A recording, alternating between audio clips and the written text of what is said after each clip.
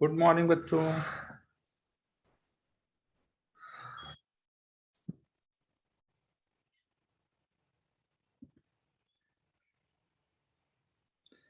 हाँ यार, आज नेटवर्क की प्रॉब्लम है। वाईफाई चल ही नहीं रहा था, मोबाइल डेटा से कनेक्ट किया फिर मैंने।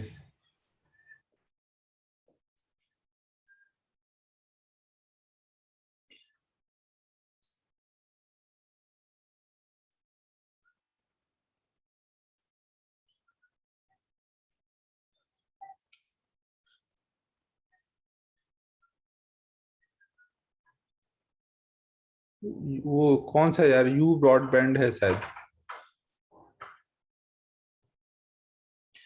यार अब आगे स्टार्ट करते, टाइम कम है, कोर्स खत्म करना है। और यार कल तुम लोग की एक ही क्लास है ना, केवल मैथ की?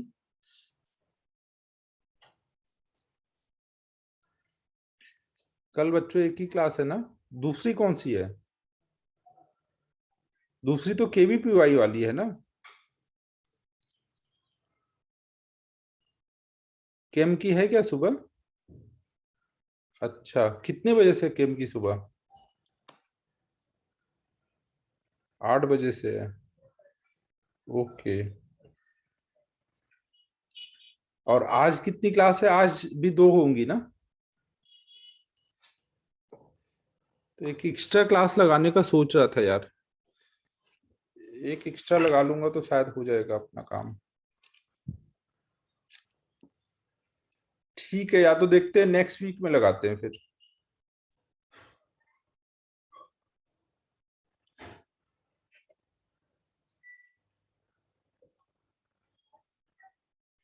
यार इतना लेट नहीं चलता, अगर एक्स्ट्रा क्लास शाम को मंडे को लगा लेंगे, ऐसे ही करेंगे फिर। चलो हम लोग टाइम वेस्ट नहीं करते हैं यार। इन टेक्स्ट का आज डिस्कस करना था ना? मंडे को लगा लेंगे फिर एक्स्ट्रा क्लास। ये इन टेक्स्ट में बताओ बच्चों, डाउट है क्या कुछ?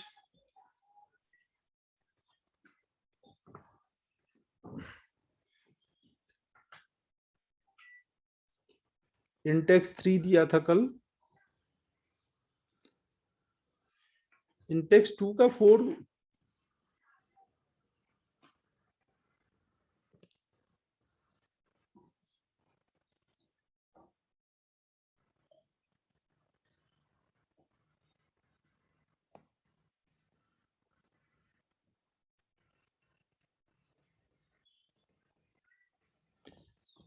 क्वेश्चन नंबर 4 देखो क्या है।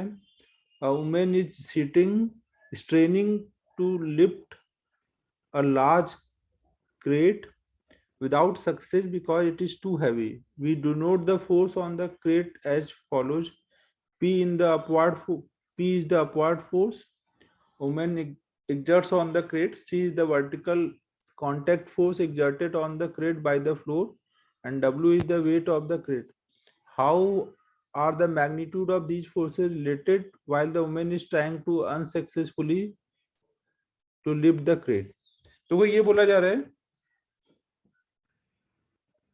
एक कोई बड़ा सा क्रेट है, इसको अगर उठाना है। एमटी पोस्टपोन नहीं हो रही है, किसने बोल दिया तुम लोग को पोस्टपोन हो रही है? 9-10 की जगह 11-12 को हो रही है, ये पोस्टपोन थोड़ी हो गया। 9-10 डेट की जगह 11-12 को होगी।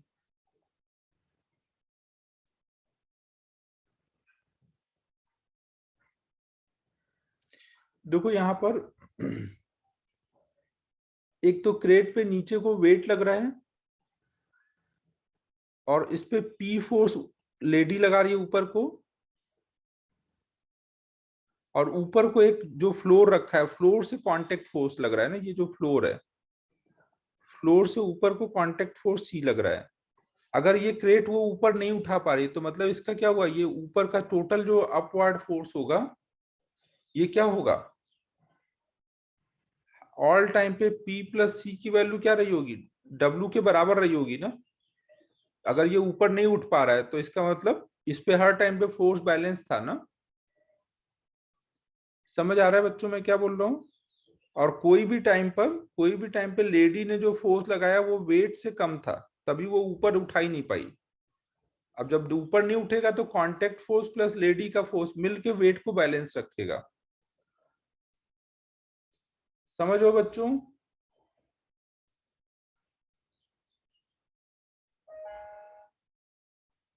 नेक्स्ट बताओ।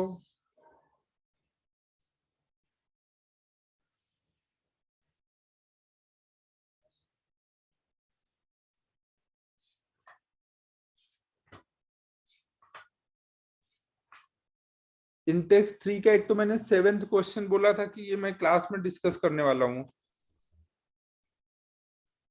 7th किया क्या आप लोगों ने?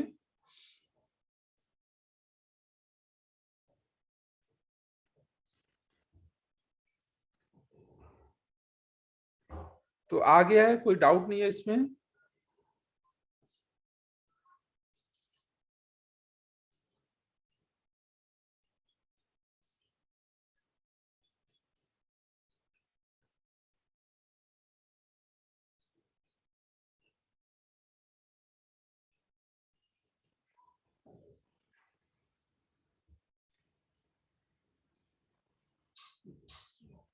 ये टाइम टेबल में 8 से 10 ही होना चाहिए। सुबह के टाइम ही मैंने क्लासेस सारे लगवाए थे, इवनिंग की क्लास हटाई थी।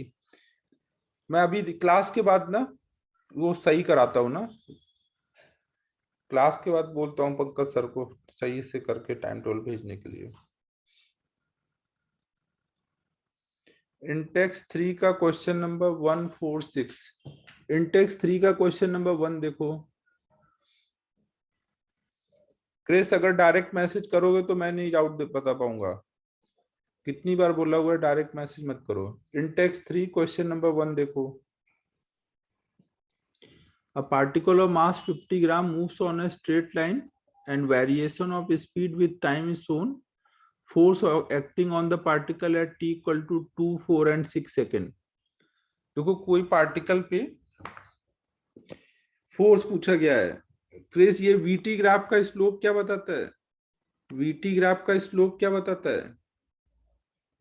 एक्सेलरेशन। तो अगर आप स्लोप निकाल लोगे तो फोर्स निकालने के लिए आप क्या ये लगा सकते हो, एम इंटू ए, एम दिया है, ए निकाल लोगे तो आ जाएगा फोर्स। तो बताने की जरूरत है क्वेश्चन नंबर 1। 2 सेकेंड पे स्लोप निकालो, 4 सेकेंड पे स्लोप निकालो और 6 सेकेंड पे स्लोप निकालो।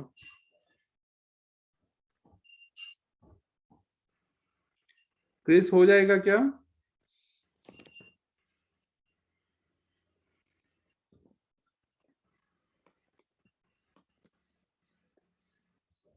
इसी क्वेश्चन का थर्ड वाला part, t equal to 6 second. अच्छा, थर्ड क्वेश्चन, चलो थर्ड क्वेश्चन देखो।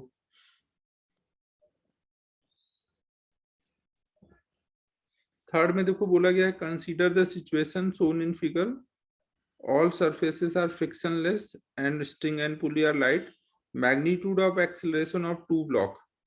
देखो यहाँ पर आपको डायरेक्ट थीटा नहीं बताया गया है, आपको साइड बता दी गई है ट्रायंगल की।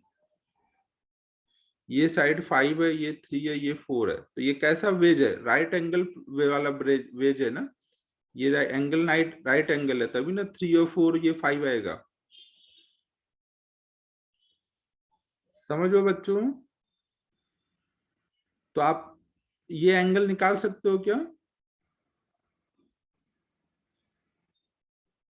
ये एंगल कितना हो जाएगा? इसको मान लो अल्फा और ये मान लो बीटा। तो कॉस अल्फा निकालोगे तो 3/5, तो अल्फा 53 डिग्री, अल्फा 53 तो बीटा 37। ठीक है, अभी हो जाएगा ना?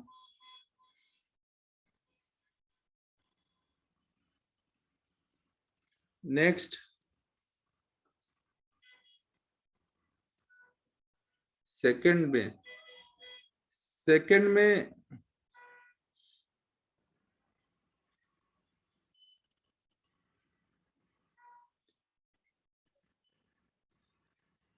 एक मिनट, सेकंड में देखो एक तरफ 500 ग्राम का ब्लॉक है, एक तरफ 50 ग्राम और 100 ग्राम है, तो भारी कौन सा है? सेकंड क्वेश्चन में भारी कौन सा है? सबसे भारी 500 ग्राम है ना। 500 ग्राम को 50 + 100 मिलके रोक पाएंगे क्या? क्वेश्चन नंबर 2 में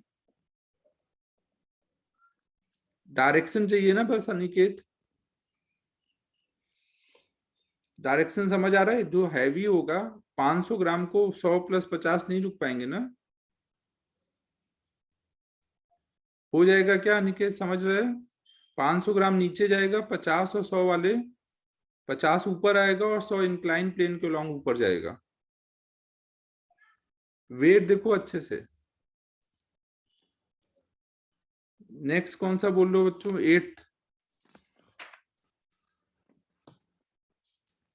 8th देखो,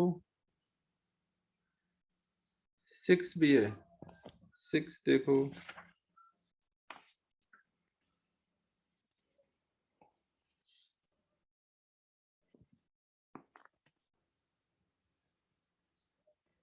सिक्स में देखो क्या है, force of buoyancy exerted by the atmosphere on a 6 देखते हैं पहले ना, balloon is be in upward direction and remains constant. देखो ये बोला गया कि कोई आपने बलून लिया, तो इस पे जो ऊपर को एटमॉस्फेयर से ऊपर को कुछ बॉयंट फोर्स लग रहा है ना। एटमॉस्फेयर हम आगे पढ़ेंगे लिक्विड वाले चैप्टर में कि कोई भी फ्लूइड में कोई ऑब्जेक्ट होता है तो उस पे बॉयंट फोर्स लगेगा। तो अभी क्वेश्चन में दिया है, आप मान लो ना कि ये ऐसा है, और ये बोला गया कि ये कांस्टेंट है। ठीक है बच्चों, बॉयंट फोर्स कांस्टेंट है। force of air resistance on balloon acts opposite to the direction of velocity and is proportional to it।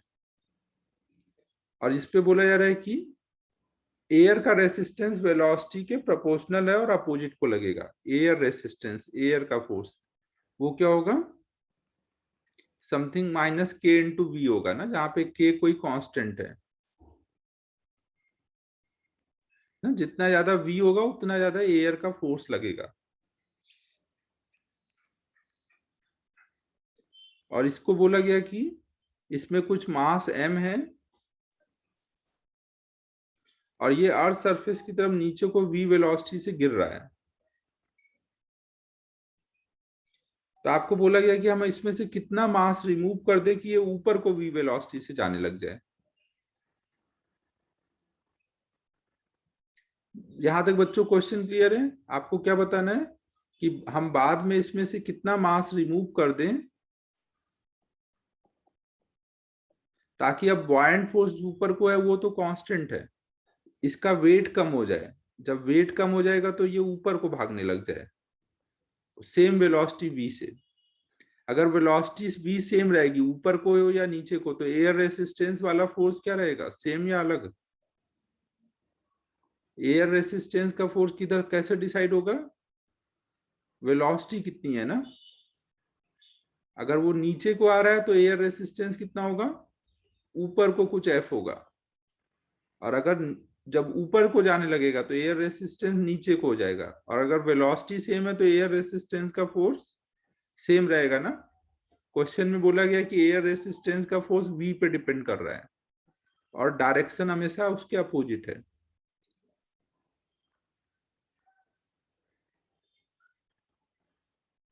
बच्चों यहां तक क्लियर है? अगर वेलोसिटी कांस्टेंट है तो फोर्स बैलेंस है या बैलेंस नहीं है? क्वेश्चन नंबर 6 में अगर वेलोसिटी कांस्टेंट है तो फोर्स बैलेंस बोलोगे या नहीं बोलोगे? बैलेंस,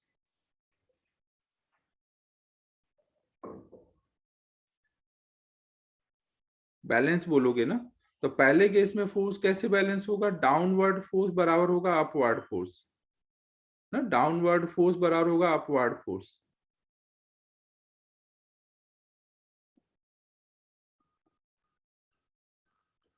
बाद में क्या होगा? ऊपर को जा रहा है v वेलोसिटी से, तो अब क्या होगा? अपवर्ड फोर्स बराबर होगा अब भी डाउनवर्ड फोर्स। अब क्या है? डाउनवर्ड फोर्स है अब F plus m minus delta m into g equal to B. B की वैल्यू ऊपर वाले इक्वेशन से लिख दो। बी की वैल्यू आप ऊपर से लिखोगे तो क्या आएगा? M g minus F.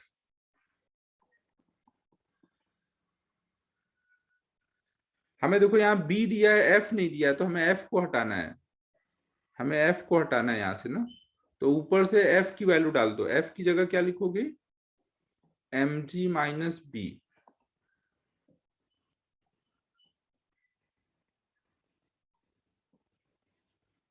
ना यहाँ पे हमने एफ की वैल्यू डाल दी। अब इसको इससे सॉल्व करके डेल्टा एम निकाल लो ना, वही आंसर है हमारा। कितना डेल्टा एम हमें रिमूव करना है वो बताना था। कुछ समझ आया बच्चों मैं क्या बोल रहा हूँ?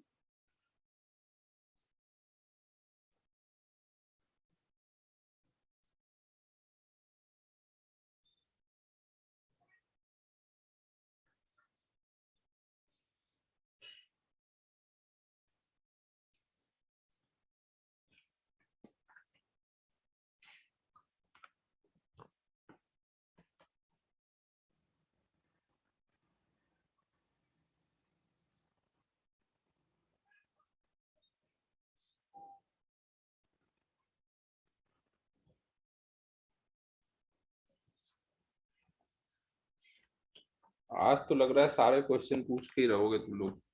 7 देखो,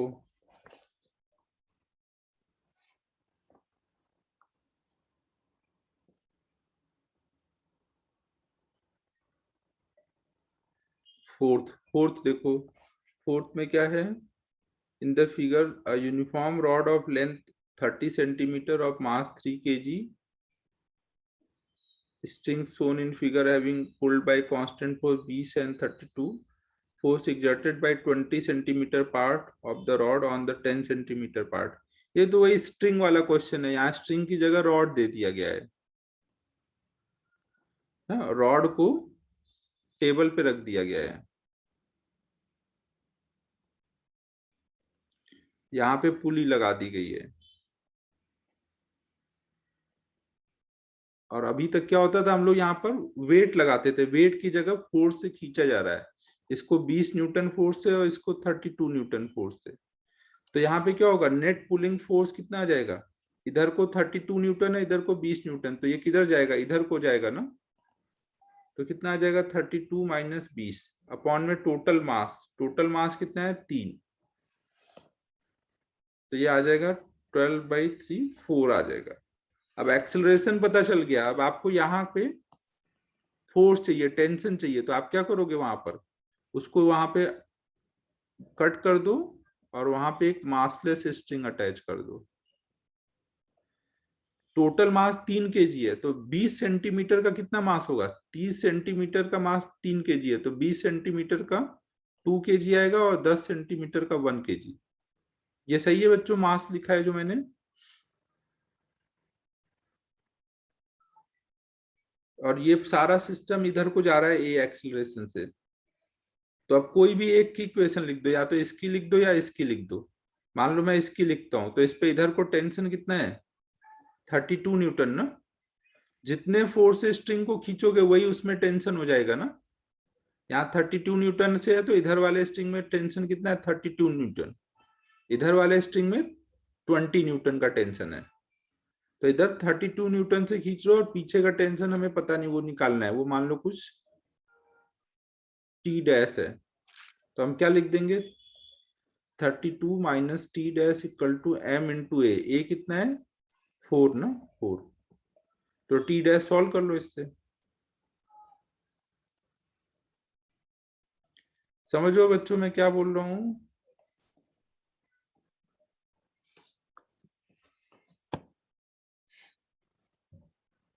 नेक्स्ट बताओ।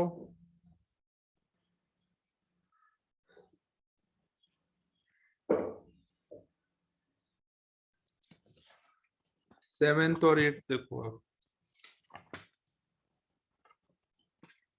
7th में देखो बच्चों क्या है, एक तो इसमें एक वेइंग मशीन लेके आ गया है, वेइंग मशीन ना। 7th बच्चों, अभी मैं क्वेश्चन समझा देता हूँ। ये वेइंग मशीन मैं अभी पढ़ाऊंगा ना, नेक्स्ट क्लास में वेइंग मशीन पढ़ाऊंगा, तो इसलिए ये अभी बिना पढ़ाए हुए आ गया है। तो इसकी जगह मैं बस इसका कॉन्सेप्ट बता देता हूँ ना, वेइंग मशीन हटा देता हूँ थोड़ी देर के लिए। क्वेश्चन देखो कुछ ऐसा है, उसकी जगह आप ये क्वेश्चन नोट कर लेना ना,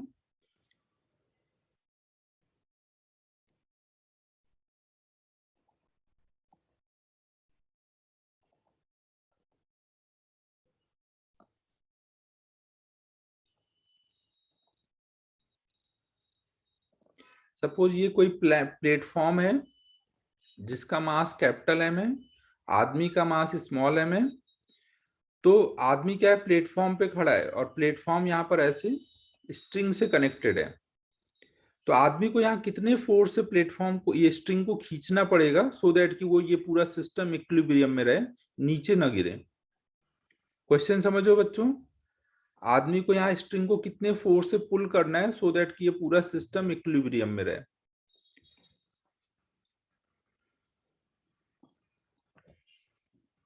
ये क्वेश्चन अपने क्लास वर्क वाली कॉपी में नोट कर लेना ना। फाइंड फोर्स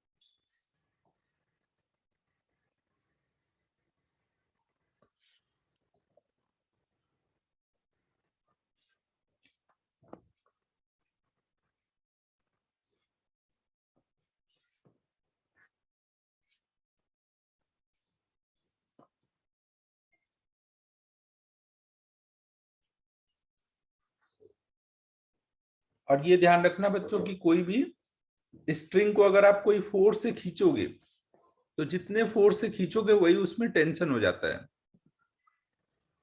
ना। अगर कोई भी स्ट्रिंग है, अगर पर्सन इसको एफ फोर्स से खींचेगा तो इस स्ट्रिंग में टेंशन भी एफ डेवलप हो जाएगा।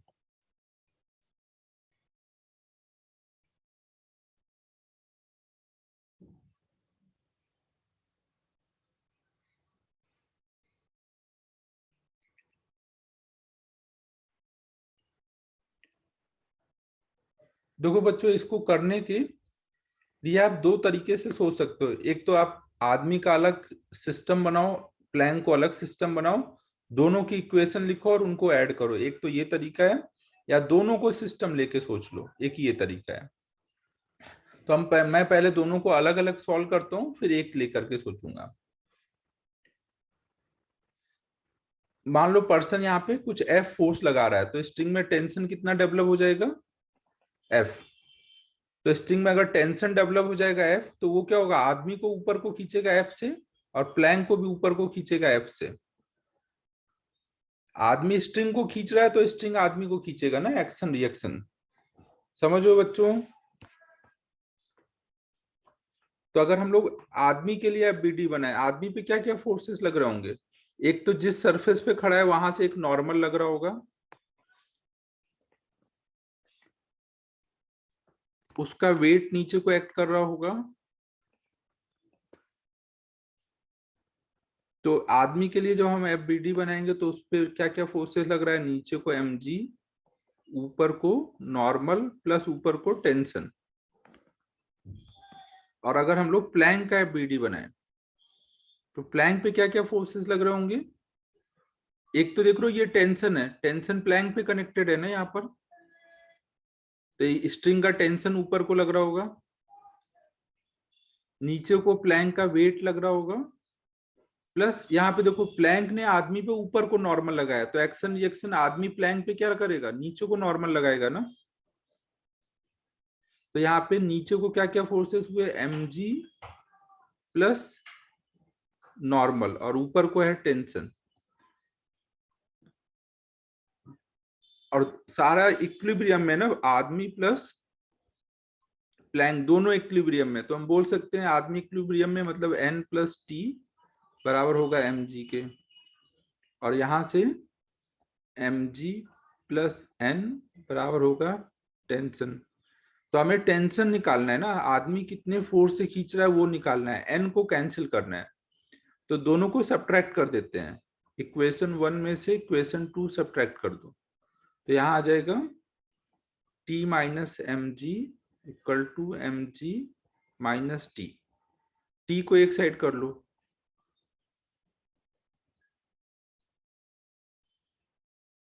तो टेंशन आ जाएगा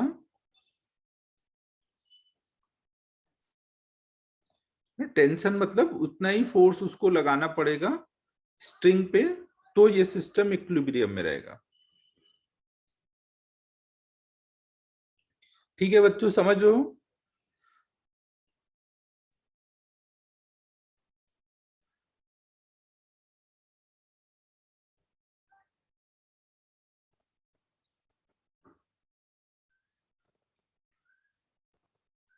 सेकेंड इक्वेशन में डाउनवर्ड फोर्स बराबर अपवर्ड फोर्स किया है ना। डाउनवर्ड फोर्स में क्या है, नीचे को mg और n, समझो ना। आदमी पे प्लैंक ऊपर को n लगा रहा है,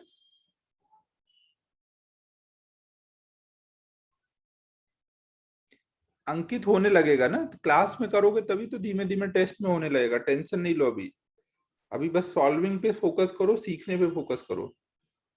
आदमी पे n ऊपर को लग रहा है और आदमी प्लैंक पे n नीचे को लगा रहा है, तो यहाँ प्लैंक का बीटी बनाया है ना। नोट करो बच्चों, फिर मैं इसको दोनों को एक साथ सिस्टम लेके करते हैं।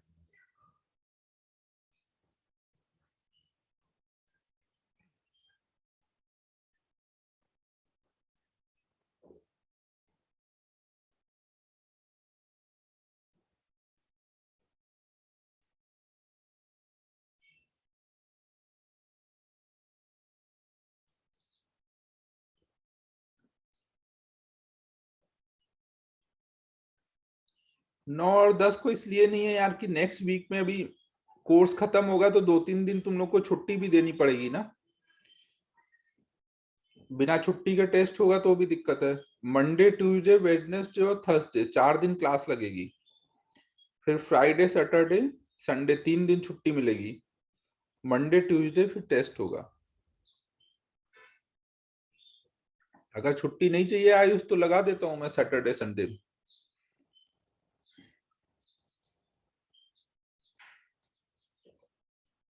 फिर टेस्ट के बाद जब क्लास खुलेगी, टेस्ट के बाद 1 दिन छुट्टी दूंगा, फिर उसके बाद ऑफलाइन बुला देंगे। मंडे ट्यूसडे हाँ क्लास नहीं होगी, उस दिन टेस्ट होगा। फिर टेस्ट के बाद 1 दिन छुट्टी मिलेगी, फिर अगले दिन से ऑफलाइन क्लास।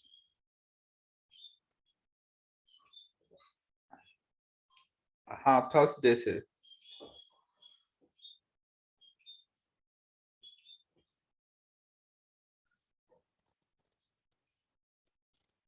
और ऑफलाइन जब होगा तो वो साथ में ऑनलाइन भी रहेगा ना, क्लास में ही जो क्लास में पढ़ाएंगे वो ऑफलाइन भी रहेगा ऑनलाइन भी रहेगा।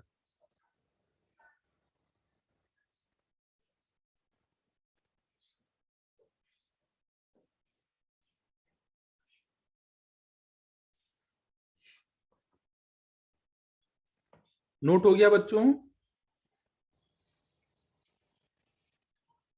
हाँ श्रेयस फाइनल ये। हाँ एमटी अभी इस बार ऑनलाइन होगा, इस वीक ये पहला एमटी ऑनलाइन ही होगा।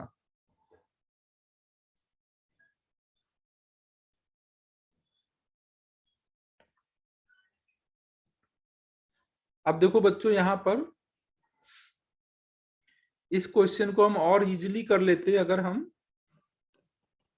ऑनलाइन, मतलब घर पे होगा, घर पे।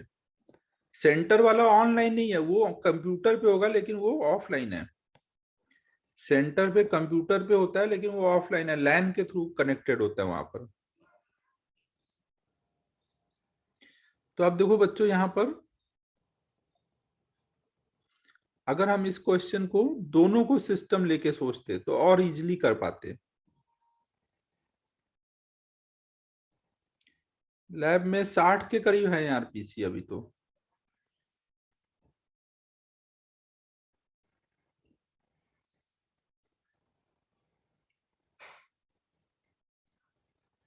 वैष्णवी एक बार दो एग्जाम तुम्हें सारे डिफरेंस समझ आ जाएंगे कि मेन मेन होता है और एडवांस एडवांस।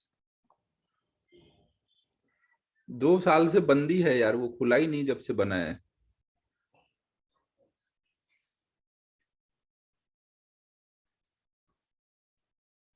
नहीं नहीं, गेमिंग के लिए पीसी नहीं है, वो एग्जाम के बाद लैब से बाहर निकाल दिया जाएगा सबको। गेमिंग वगैरह वहां अलाउड नहीं रहेगा।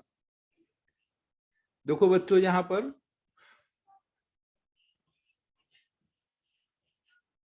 पता चले बच्चों का भला करने के लिए लैब बनाया गया और बच्चे वहां पर मचा दिए पढ़ाई लिखाई बंद करके। तो अब देखो बच्चों, यहाँ पर हम लोग अगर दोनों को एक सिस्टम पकड़ लें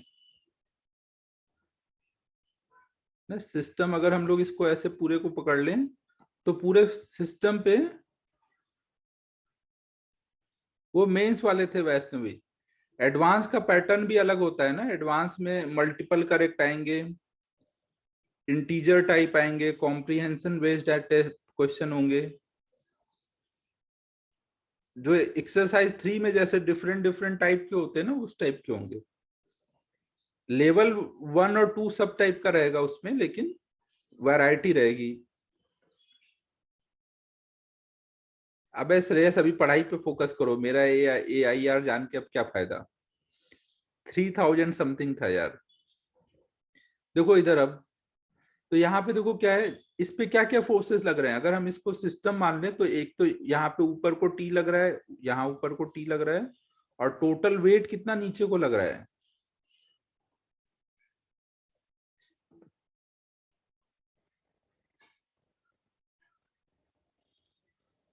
बच्चों थोड़ा मुझे पढ़ा लेने दो यार, कोर्स का टेंशन है, अभी बातें थोड़ा कम करो। तो देखो यहाँ पे क्या है, ऊपर टोटल फोर्स लग रहा है 2T ना, यहाँ ऊपर टोटल फोर्स लग रहा है सिस्टम पे, इधर से देख लो T और इधर से T, ये आपका सिस्टम है।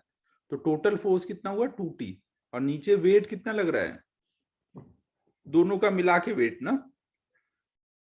नॉर्मल को लोगे क्या यहाँ पर, जब दोनों को सिस्टम लोगे तो इनके बीच का नॉर्मल लेने की जरूरत है। तो आप फोर्स बैलेंस कर दो, तो क्या हो जाएगा, ऊपर को 2T है, नीचे को M+M×G, तो इससे T की वैल्यू आ जाएगी। और इस जितने भी फोर्स है स्ट्रिंग को खींचते हो वही उसमें टेंशन होता है। तो फोर्स पूछा गया तो आप टेंशन बता दोगे। समझ आया बच्चों।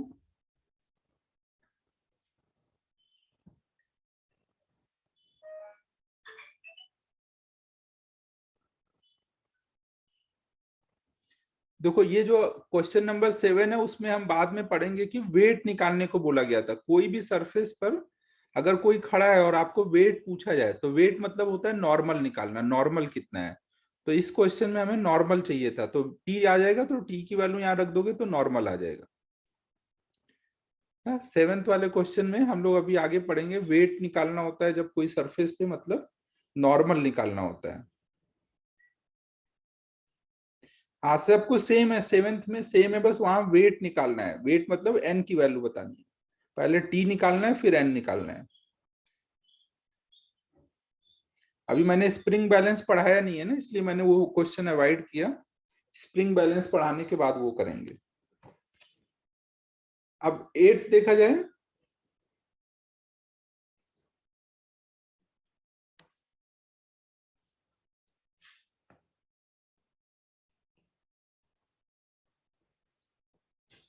एट में देखो क्या दिया हुआ है, monkey B shown in figure is holding on the tail of monkey A which is climbing up a rope. Mass of monkey A and B are 5 kg and 2 kg respectively. If A can tolerate a tension of 30 Newton, देखो यहाँ पे कुछ ऐसा रहा होगा कि कोई ये स्ट्रिंग है, इस पे कोई मंकी क्लाइम कर रहा है और उसका टेल पकड़ के कोई दूसरा मंकी वहां पर अटका हुआ है। ये मंकी बी है, ये मंकी ए है, और मंकी ए क्या है, रोप पे क्लाइम कर रहा है ना। Mass of monkey A is given 5 kg and B is 2 kg। A can tolerate, A का जो ये टेल है ना, ए के टेल पे ज्यादा से ज्यादा कितना टेंशन आ सकता है, वो बोल दिया गया है 30 न्यूटन। इससे ज्यादा टेंशन आया तो इसकी टेल टूट जाएगी ना। Maximum tension in tail of a जो आ सकता है, ए के टेल में टेंशन वो 30 न्यूटन आ सकता है, उससे ज्यादा हुआ तो उसकी हालत खराब हो जाएगी। तो आपको पूछा गया the force it should apply on the rope in order to carry the monkey be with it is. तो ए को यहाँ स्ट्रिंग को कितने फोर्स से खींचना चाहिए कि ये उसको अपने साथ ऊपर लेके जा पाए। बच्चों क्वेश्चन समझ आया क्या?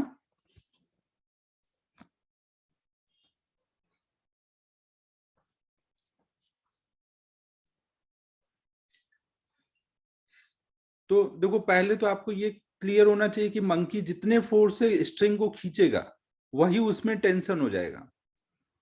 समझो बच्चों, तो क्वेश्चन में बोला गया कि ये जो मंकी है इसको स्ट्रिंग को कितने फोर्स से खींचना चाहिए। तो मान लो कुछ एफ फोर्स से खींच रहा है तो टेंशन कितना हो जाएगा स्ट्रिंग में? वो नीचे को ऐसे खींचेगा ना, जब ऊपर चलता है तो नीचे को खींचेगा तो वो ऊपर जाएगा। तो एफ, तो स्ट्रिंग को नीचे को खींच रहा है तो स्ट्रिंग उस पर ऊपर को फोर्स लगाएगी टेंशन के फॉर्म में। तो मंकी पर आप देखोगे तो ऊपर को एफ फोर्स लग रहा होगा टेंशन। तो इस टेंशन की वजह से क्या होंगे, ये दोनों मंकी क्या हो रहे होंगे, ऊपर जा रहे होंगे ना। दोनों मंकी का अगर हम एफबीडी बनाए तो दोनों मंकी पे ऊपर को फोर्स लग रहा है टी और नीचे को लग रहा है इनका वेट, और ये सब ऊपर को जा रहे हैं कुछ ए एक्सेलरेशन से। Total weight into acceleration. ठीक है बच्चों।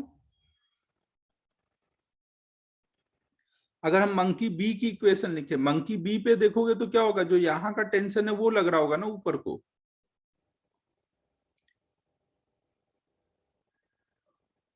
मंकी बी के लिए देखोगे तो ऊपर को टी ए लग रहा है और नीचे को मंकी बी का वेट लग रहा है, और वो भी उसके साथ साथ ऊपर को जा रहा है ना।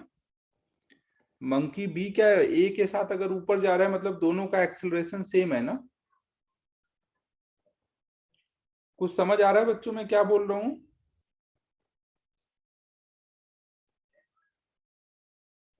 अब आपको देखो यहाँ पे टेंशन की वैल्यू निकालनी है ना, ये वाले टेंशन की। ये वाला टेंशन आपको गिवन है। अब देखो ये वाला टेंशन की मैक्सिमम वैल्यू पूछी गई। ये टेंशन मैक्सिमम कब होगा, जब ए की वैल्यू मैक्सिमम होगी ना। जितना ज्यादा टी होगा उतना ज्यादा ए होगा। तो ए की मैक्सिमम वैल्यू डालोगे तो उससे टी की मैक्सिमम वैल्यू मिलेगी ना।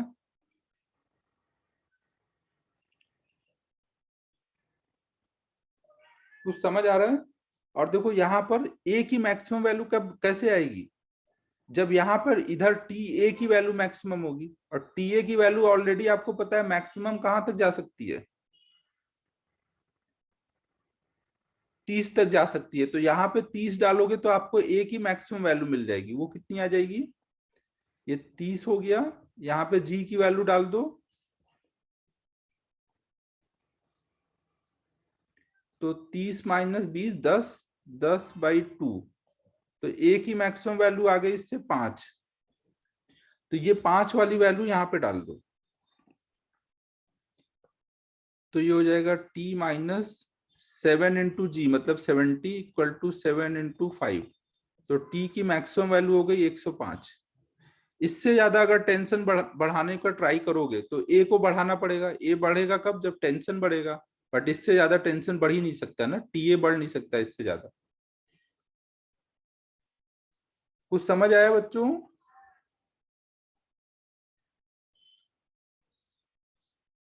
अगर मंकी ए तेज भागने का ट्राई करेगा तो यहाँ की टेंशन भी बढ़ेगी, तभी वो बी को खींच पाएगा ना और तेज। लेकिन ये तो टेंशन फिक्स है, इससे ज्यादा टेंशन उसके टेल में आ नहीं सकता। तो फिर यहाँ पे भी खींचने में लिमिट रहेगी ना, लिमिट में खींच पाएंगे। हाँ वैष्णवी, आज जो इंटरनेट की दिक्कत है ना, मोबाइल डेटा से कनेक्ट किया इसलिए वीडियो ऑफ रखा हुआ है। हो गए बच्चे, सारे डाउट हो गए?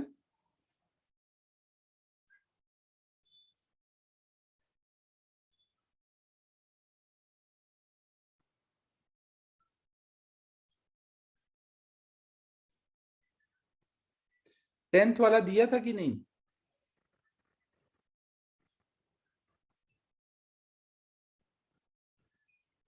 दिया था क्या? ठीक है। 10th टाइप के क्वेश्चन हम लोग अभी आगे पढ़ने वाले हैं। ट्राई कर लो, आगे हम लोग पढ़ने वाले हैं ना 10th टाइप का कैसे करते हैं।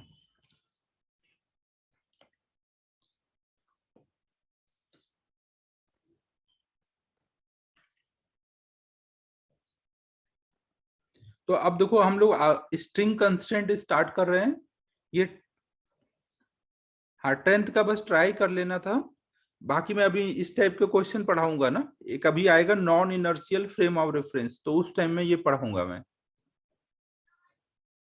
10th हो जाएगा, वैसे भी कर सकते हो, और उसके पढ़ाने के टाइम एक बार पढ़ा दूंगा तो और अच्छे से सोच पाओगे।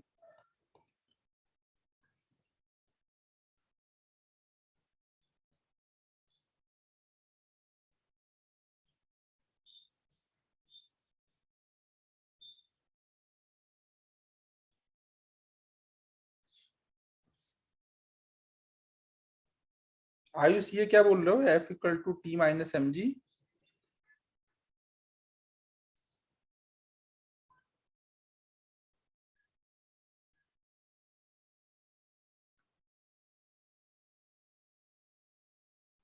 अच्छा अच्छा, ओके।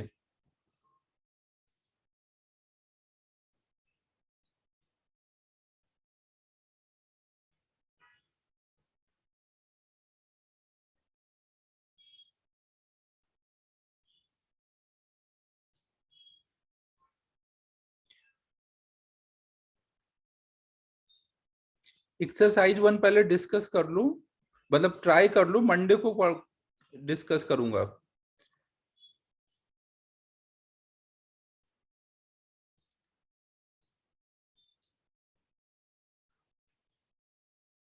और अभी क्या है ना, थोड़ा थोड़ा पढ़ाने का रह गया है ना, थोड़ा पढ़ा लूं तभी सही से डिस्कस करते आएगा, क्योंकि बहुत सारी चीजों में कॉन्सेप्ट और भी लग जा रहे हैं जो अभी हुए नहीं है। तो अब देखो बच्चों, यहाँ पर हम लोग last time string constraint start किए थे ना, उससे पहले मैं यहाँ पर एक दो क्वेश्चन 10th वाले टाइप का करा देता हूँ ताकि आपको थोड़ा आइडिया लग जाए।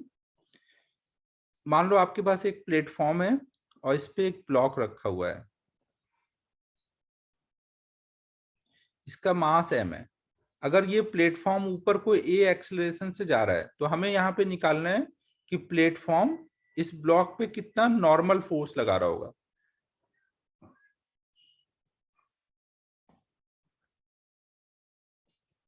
एक प्लेटफॉर्म पे हमने एक ब्लॉक रख दिया है और इसको ऊपर को a एक्सेलरेशन से ले जा रहे हैं, तो हमें बताना है इनके बीच का नॉर्मल फोर्स कितना होगा।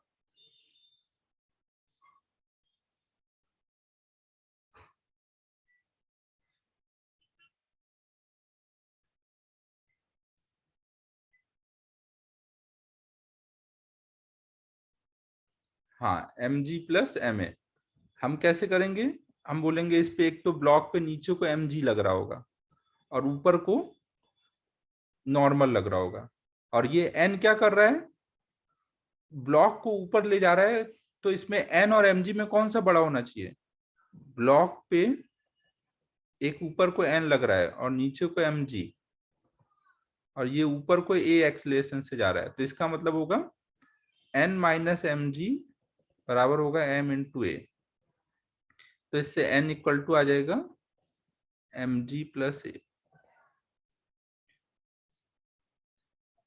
हम अभी बाद में पढ़ेंगे कि इस टाइम पे आपको पूछा जाएगा कि अपेरेंट वेट कितना है, तो आप यही बोलोगे जो वेट है यहाँ पे ब्लॉक का वो एन से मेजर होता है, अपेरेंट वेट बोलेंगे।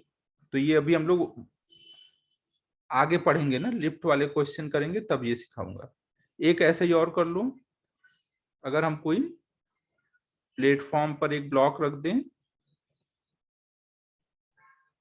और ये अगर नीचे को ए एक्सेलरेशन से जा रहा है, where a is less than g, तो यहाँ पे नॉर्मल फोर्स कितना होगा? हाँ, m g minus m a. यहाँ पे क्या हो रहा होगा, नीचे को एम जी लग रहा है, ऊपर को नॉर्मल लग रहा है, और इस बार क्या है, एम जी बड़ा होगा तभी ये नीचे जा रहा है ना, तो यहाँ हो जाएगा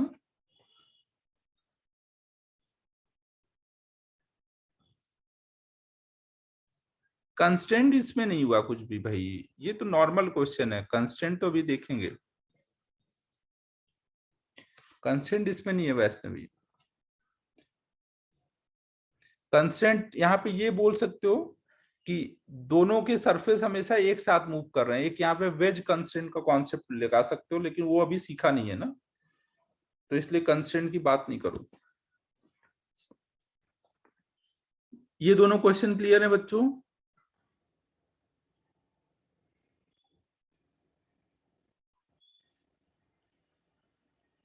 तो अब हम लोग स्ट्रिंग कंस्ट्रेंट स्टार्ट कर रहे हैं।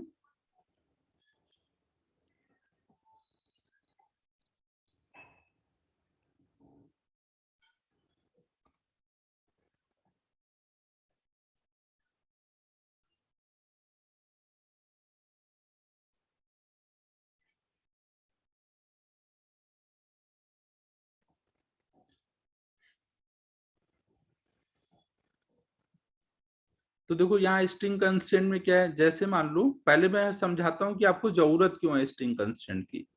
मान लो आपके पास एक ऐसी सिचुएशन दी हुई है,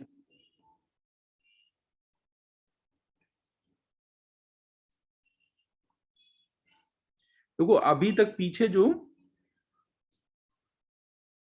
हाँ अगर हॉरिजॉन्टल होता तो n इक्वल टू mg आ जाता। श्रेयस ऐसे डायरेक्ट मैसेज मत करो भाई। तो देखो यहाँ पर अगर मान लो कुछ ऐसे दिया है, तो अभी इस क्वेश्चन में और प्रीवियस क्वेश्चन में अब डिफरेंस क्या है, पहले तक के सारे क्वेश्चन में पुली फिक्स होती थी, वो मूव नहीं करती थी। बट यहाँ पे ये पुली मूव कर सकती है ना, ये स्ट्रिंग मूव करेगी तो ये पुली भी मूव करेगी। तो अब यहाँ पर क्या सिचुएशन आने वाली है, पुली भी मूव करने वाली है ना, जबकि पहले तक पुली मूव नहीं करती थी। समझ आ रहा है बच्चों मैं क्या बोल रहा हूं? अभी तक आप पीछे जो भी क्वेश्चन करते थे उसमें पुली फिक्स रहती थी। अब देखो पुली जो होगी हम हमेशा उसको अभी इस चैप्टर में मासलेस और फ्रिक्शनलेस लेंगे ना, मासलेस एंड फ्रिक्शनलेस। तो यहाँ पे दोनों पुली मासलेस एंड फ्रिक्शनलेस है ना,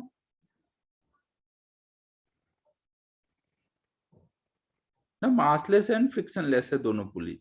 तो अगर मान लो कि इस स्ट्रिंग में टेंशन टी है, तो इस पूरे स्ट्रिंग में टेंशन टी आएगा। अब अगर इस स्ट्रिंग में टेंशन टी है तो इस पुली पे टोटल कितना फोर्स लग रहा होगा, नीचे को टी यहाँ पर और यहाँ पे टी नीचे को, नहीं इस वाली पुली पे टोटल फोर्स कितना लगेगा,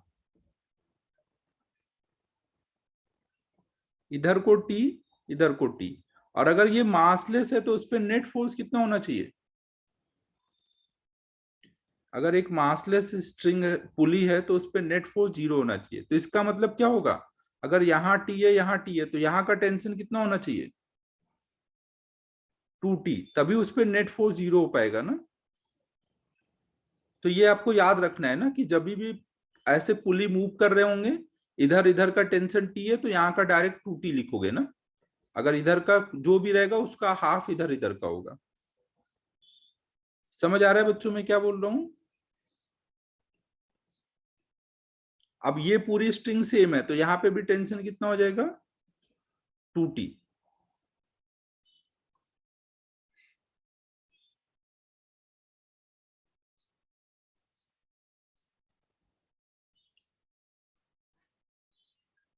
सानिध्य जो नीचे वाले टेंशन होते हैं वो नीचे वाले जो कनेक्टेड है उनपे लगते हैं ना।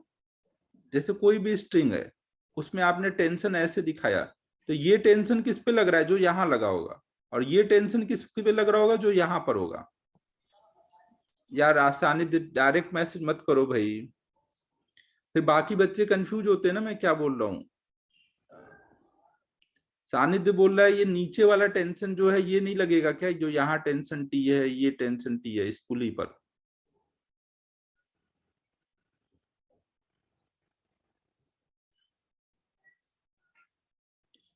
ठीक है बच्चों, तो जो नीचे का टेंशन है यहाँ पे टेंशन है, वो मैं इस डायग्राम को थोड़ा और बड़ा करके समझाता हूँ।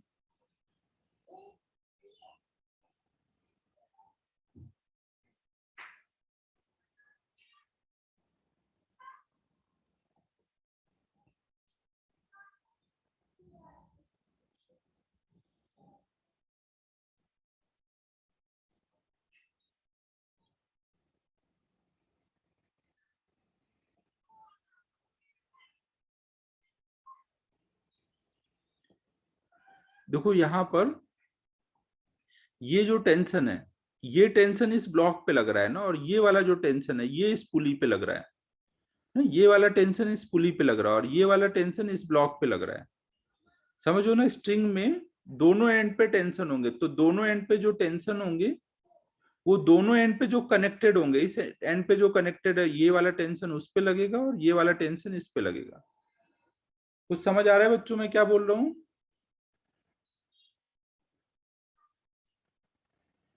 तो अगर मेरे को पुली पे फोर्स देखना है, तो पुली पे फोर्स के लिए मैं ये वाला टेंशन देखूंगा जो नीचे को है और ये वाला टेंशन जो नीचे को है। तो नीचे को 2T हुआ टोटल, टी और टी 2T, तो ऊपर को भी कितना होना चाहिए 2T, क्योंकि पुली मासलेस है ना, मासलेस है तो ऊपर को फोर्स उतना ही होना चाहिए जितना नीचे को है, तभी नेट फोर्स जीरो हो पाएगा। अब है करंट डाउनवर्ड। देखो भाई, पहले स्ट्रिंग में टेंशन दिखाना सब लोग अच्छे से समझ लो। देखो स्ट्रिंग में टेंशन कैसे दिखाते हो, जैसे आपने बोला भाई कि सिंपल सा एक कोई केस लो, इसके ऊपर से स्ट्रिंग जा रही है ना, यहाँ पे ब्लॉक कनेक्टेड है, तो स्ट्रिंग में अगर टेंशन टी है तो आप यहाँ पे टी ऐसे दिखाते हो, ये दोनों टी किस पे लगते हैं, इन दोनों ब्लॉक पे लगते हैं। और ये जो स्ट्रिंग है, ये स्ट्रिंग में क्या है, दोनों एंड पर, इस एंड पे इधर लग रहा है और इस हर पे यहाँ पे क्या लगेगा, नीचे को लगेगा। टेंशन हमेशा क्या होता है, पुलिंग नेचर का होता है, तो ये नीचे को पुल कर रहा होगा, यहाँ नीचे को पुल कर रहा होगा, तो यहाँ पर 2T टेंशन आ जाएगा। तो ये जो पुली है, पुली मासलेस है ना, तो उस पे इधर से टी लग रहा है, इधर से टी लग रहा है, तो यहाँ जो बीच में स्ट्रिंग लगी है उसमें 2T टेंशन आएगा। ब्लॉक पर ऊपर को टी लग रहा है, यहाँ वाले ब्लॉक पे ऊपर को टी लग रहा है, समझो। तो जब ये नीचे वाला टी इन पे लेना रहता है, ऊपर वाला टी पुली पे लेना रहता है। समझ आया बच्चों?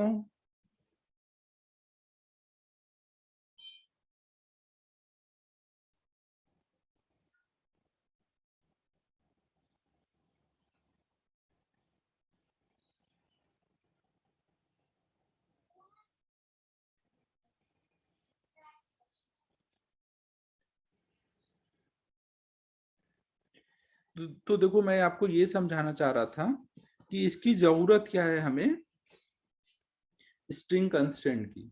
देखो जरूरत क्या पड़ेगी,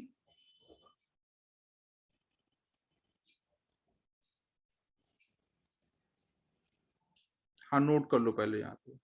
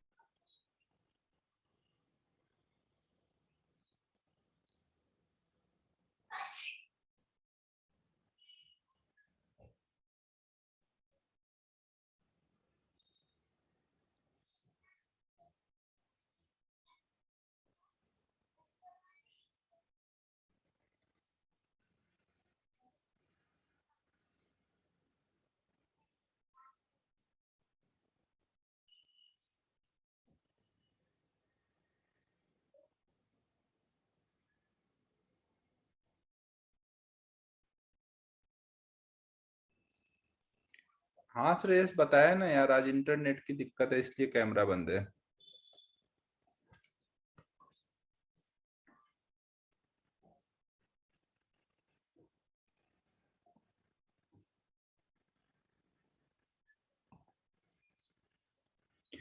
तो स्ट्रिंग कंस्ट्रेंट की हम लोग जरूरत क्या है ये समझने जा रहे थे। तो अब एक काम करता हूँ, पहले थोड़ा स्ट्रिंग कंस्ट्रेंट पढ़ा ही लेता हूँ, फिर जरूरत समझाता हूँ ना, तब अच्छे से समझ आएगा जरूरत।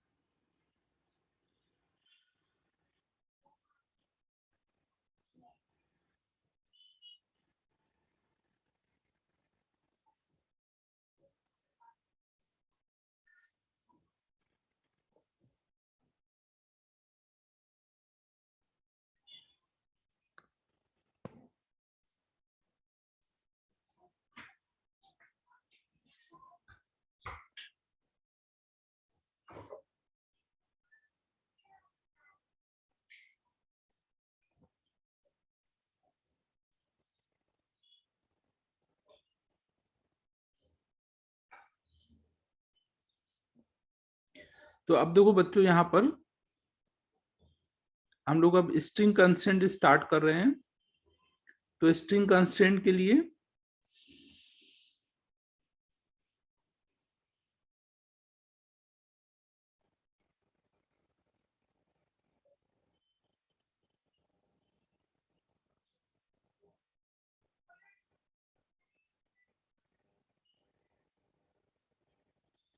देखो स्ट्रिंग का अभी कोई भी बात नहीं करो, मुझे पढ़ाने दो भाई अभी।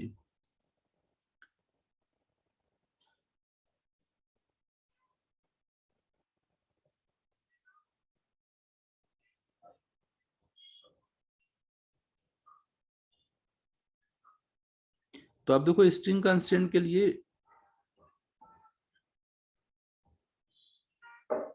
मान लो हमारे पास ये दो ब्लॉक हैं, ब्लॉक 1 और ब्लॉक 2, और यहाँ पे हमने वॉल ले लिया। ये मान लो x इक्वल टू 0 वाली पोजीशन है, और इसकी डिस्टेंस अभी वॉल से x2 है और इसकी डिस्टेंस x1 है। तो हम लोग देखो अभी ये रिलेट करना चाहते हैं कि ये जो भी चलेगा उसकी डिस्प्लेसमेंट इसके डिस्प्लेसमेंट में क्या रिलेशन होगा, या फिर इसकी वेलोसिटी में क्या रिलेशन होगा, या फिर इसके एक्सेलरेशन और इसके एक्सेलरेशन में क्या रिलेशन होगा। तो इस चीज को करने के कुछ तरीके रहेंगे। तो कुछ तरीकों में क्या क्या होगा, एक तो तरीका रहता है इसको करने के लिए, method 1 loosening tightening method. Loosening tightening method में हम क्या करते हैं कि पहले हम एक को मूव करा के स्ट्रिंग को लूज करेंगे। मान लो ये इधर को जाता है, तो ये इधर को जाने पर डेल्टा x2 आगे गया, तो स्ट्रिंग कितनी लूज हो जाएगी, स्लैक कितनी हो जाएगी, ये स्ट्रिंग कुछ डेल्टा x2 स्लैक हो जाएगी ना। तो अब हम इसको कितना आगे बढ़ा सकते हैं अगर हमें स्ट्रिंग को टाइट करना है तो, अगर इसको डेल्टा x2 बढ़ाने पर ये स्ट्रिंग स्लैक हो गई है, तो इसको हमें कितना आगे बढ़ाएं ताकि फिर से वो टाइट हो जाए, कुछ मान लो डेल्टा x1। तो यहाँ पे लूजनिंग टाइटनिंग से हमें समझ आ रहा है कि इसको डेल्टा x2 बढ़ाने पे डेल्टा x2 ये स्लैक हुई थी, तो हम इसको डेल्टा x1 बढ़ाने पे टाइट हो गई है, और ये डेल्टा x1 बराबर होना चाहिए डेल्टा x2 के। तो ये हमने इनके लूजनिंग टाइटनिंग का यूज करके हमने इनके डिस्प्लेसमेंट को रिलेट कर दिया। अब देखो जो डिस्प्लेसमेंट का रिलेशन आएगा उसको डिफरेंशिएट कर दोगे तो वही उसकी वेलोसिटी का रिलेशन हो जाएगा, एक बार और डिफरेंशिएट कर दोगे तो वही उनके एक्सेलरेशन का रिलेशन हो जाएगा। समझ आ रहा है बच्चों। तो एक तो हम ये तरीका लगाते हैं लूजनिंग टाइटनिंग मेथड।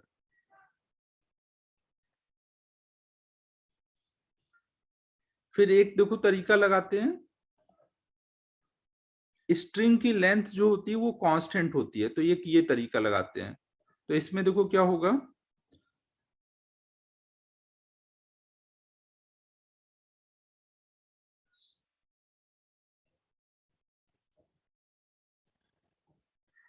ये यहाँ पर x2 पोजीशन पर है, ये x1 पोजीशन पे है। ये स्ट्रिंग की लेंथ जो होगी वो हमें पता है कि कांस्टेंट होगी, ये फिक्स वॉल है। तो हम बोल सकते हैं x1 माइनस x2 क्या होगा, यहाँ पर स्ट्रिंग की लेंथ होगी ना। अब अगर हम दोनों साइड डिफरेंशिएट कर दे, दोनों साइड डिफरेंशिएट कर देते तो क्या आ जाएगा, dx1 by D T, dx2 by D T, और इधर dl बाई डी टी। क्या इनके चलने से स्ट्रिंग की लेंथ चेंज हो जाएगी, अगर ये आगे बढ़ रहे हैं ये आगे बढ़ रहे हैं तो इनके स्ट्रिंग की लेंथ चेंज हो जाएगी, ये हमेशा टेंशन मेंटेन रहेगा ना। तो डिफरेंशिएशन का पार्ट क्या आना चाहिए, 0। अब dx1 बाई डी टी क्या है, इसकी पोजीशन का डिफरेंशिएशन। कोई भी ऑब्जेक्ट के पोजीशन को डिफरेंशिएट करते हो तो उससे क्या मिलता है, उसकी वेलोसिटी मिलेगी ना। यहाँ पे इसकी वेलोसिटी मिलेगी, ये बराबर 0। तो इससे हम बोल सकते हैं v1 इक्वल टू v2।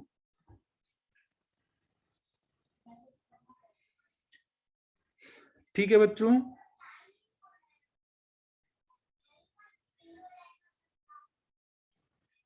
अगर हम एक बार और डिफरेंशिएट कर देंगे तो यहाँ आ जाएगा A1 इक्वल टू A2। तो ये जो रिलेशन है, यही रिलेशन क्या है, कंस्ट्रेंट रिलेशन है ना। जो वेलोसिटी का रिलेशन होगा वही यहाँ पे आप बोल सकते हो इनके डिस्प्लेसमेंट का भी होगा, delta x1 equal to delta x2।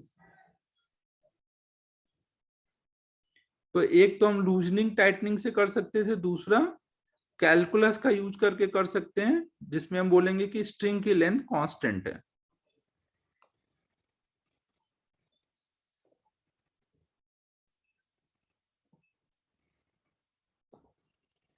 फिर बच्चों एक तीसरा तरीका होता है जो हम मोस्टली यूज करेंगे, virtual work done method.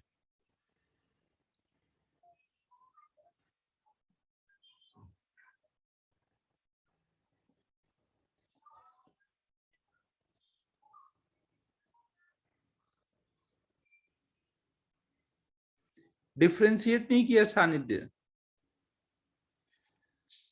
Method 1 में जैसे हमने डेल्टा x1 बराबर डेल्टा x2 आया ना, डिस्प्लेसमेंट आ गया तो आप टाइम से डिवाइड कर दो तो ये वेलोसिटी बन जाएगा। वेलोसिटी जब v लिखते हो तो उसमें dx बाई dt में x क्या होता है, पोजीशन होता है ना, और dx डिस्प्लेसमेंट होता है।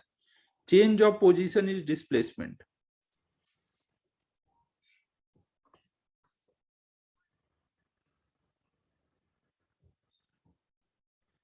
फिर तीसरा तरीका है virtual work done method. Mainly हम लोग देखो इसी से क्वेश्चन सॉल्व करेंगे ना, वर्चुअल वर्क डन ही मेनली हमें समझना है। तो ये बुक क्या बोलता है, पहले तो आप देख लो कि आगे ये वर्क डन हमें निकालना सीखेंगे कि कोई भी फोर्स का अगर हमें वर्क निकालना होता है तो हम कैसे करते हैं, फोर्स और डिस्प्लेसमेंट का डॉट प्रोडक्ट करते हैं।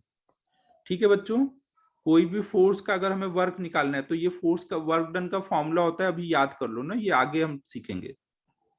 अभी आपको याद करना है ना, वर्क वाला चैप्टर अभी आया नहीं है। अब अगर आप कोई ब्लॉक है उस पे फोर्स अगर इधर को लग रहा है और डिस्प्लेसमेंट भी इधर है तो वहां पे क्या हो जाएगा, एफ डॉट डी कितना आएगा, एफ डॉट डी वहां कितना हो जाएगा, F D cos theta. Theta कितना आएगा अभी, अगर फोर्स और डिस्प्लेसमेंट एक ही डायरेक्शन में तो कितना आएगा, एफ डी प्लस वन, मतलब एफ डी।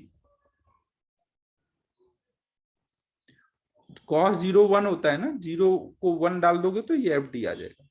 अगर कहीं पे कोई फोर्स का वर्क निकाल रहे हो बट फोर्स इधर लग रहा है और डिस्प्लेसमेंट अपोजिट में हो रहा है तो वहां वर्क डन क्या आएगा, एफ डी कॉस 180 ना। फोर्स और डिस्प्लेसमेंट में कितने का एंगल बन रहा है अभी, ये मान लो कोई ऑब्जेक्ट वेलोसिटी की वजह से इधर जा रहा है, आपने फोर्स इधर लगाने लग गए तो धीमे धीमे रुकता जाएगा, लेकिन अभी फोर्स और डिस्प्लेसमेंट अपोजिट है ना, तो इस टाइम पे वर्क डन कितना बोलोगे, एफ डी माइनस वन। आप इस पे अभी मत टेंशन लो कि अपोजिट में कैसे लगता है, अभी लग रहा है, बस इतना फोकस करो और वहां वर्क डन निकालो। तो माइनस एफ डी आ जाएगा, जब फोर्स और डिस्प्लेसमेंट अपोजिट होंगे तो वर्क डन क्या आएगा, माइनस एफ डी। जब एक ही डायरेक्शन में होंगे तो प्लस एफ डी। ठीक है बच्चों, और जहां पर फोर्स और डिस्प्लेसमेंट थीटा एंगल पर होंगे ना, फोर्स ऐसे लग रहा है, डिस्प्लेसमेंट इधर हो रहा है थीटा एंगल पर, वहां पे आप वर्क का फॉर्मूला क्या लगाओगे, एफ डी कॉस थीटा ना, डॉट प्रोडक्ट करोगे तो कॉस थीटा रह जाएगा, तो ऐसे ही लिख दोगे।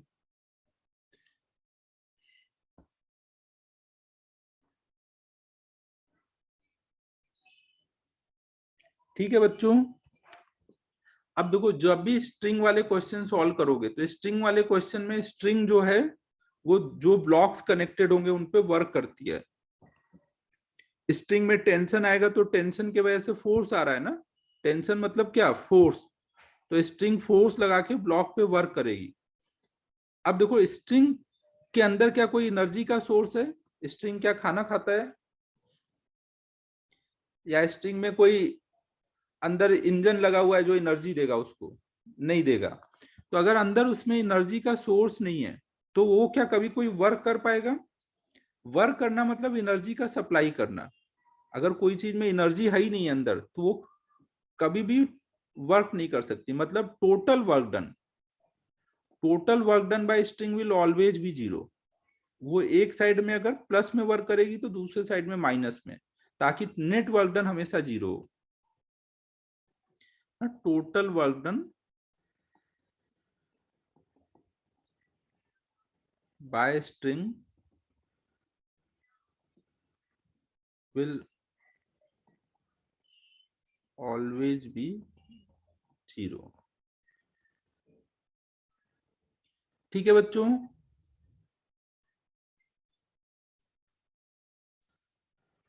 तो अब देखो यहां पर जैसे हमने बोला कि दो ब्लॉक हैं,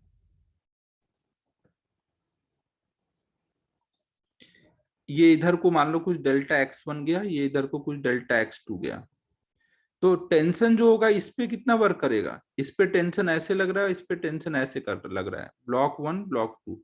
ब्लॉक वन पे मान लो वर्क को W1 बोलते हैं, तो ब्लॉक वन पे कितना वर्क होगा, अगर टी और एक्स अपोजिट में है तो वर्क डन कैसे लिखोगे, फोर्स और डिस्प्लेसमेंट अगर अपोजिट है तो वर्क डन क्या लिखोगे, हमने अभी देखा था ना, माइनस में टी डेल्टा एक्स वन।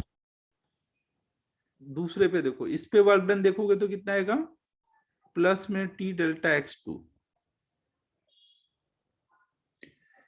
यार ये आज इसका यूज कर रहा हूं ना,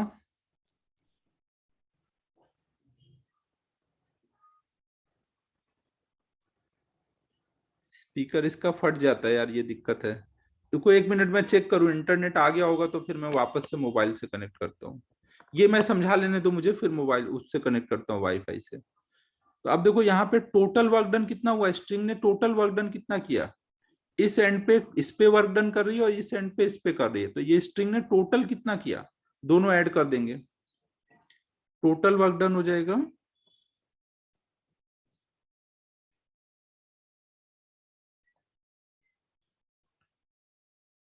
टोटल वर्क डन ये आ जाएगा।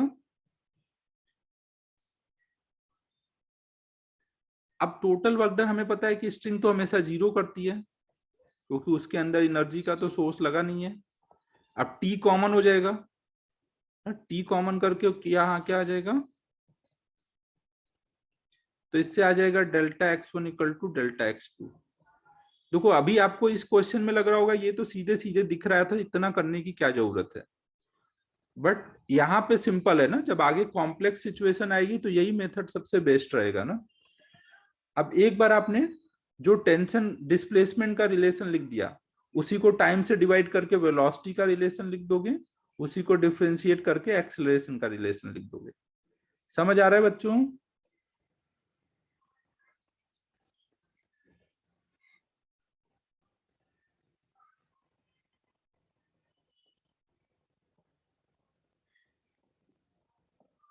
अब ये आप लोग नोट करो, मैं तब तक थोड़ा इंटरनेट चेक करता हूँ आया क्या। कहाँ से चेक कर, यहाँ से नोट करना होगा ना, मेथड थ्री से, मेथड वन से करना है, करो यहाँ से नोट।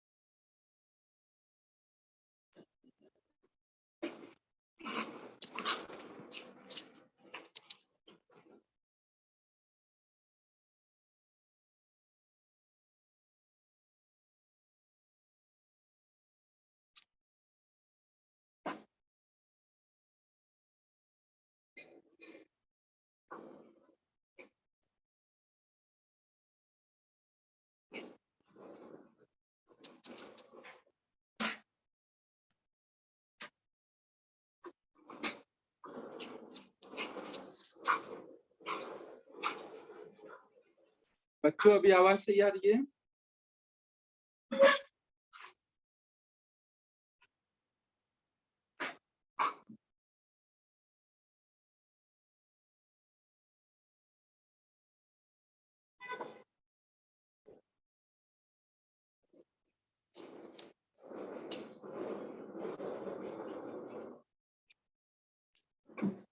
तो ये नोट कर लूं।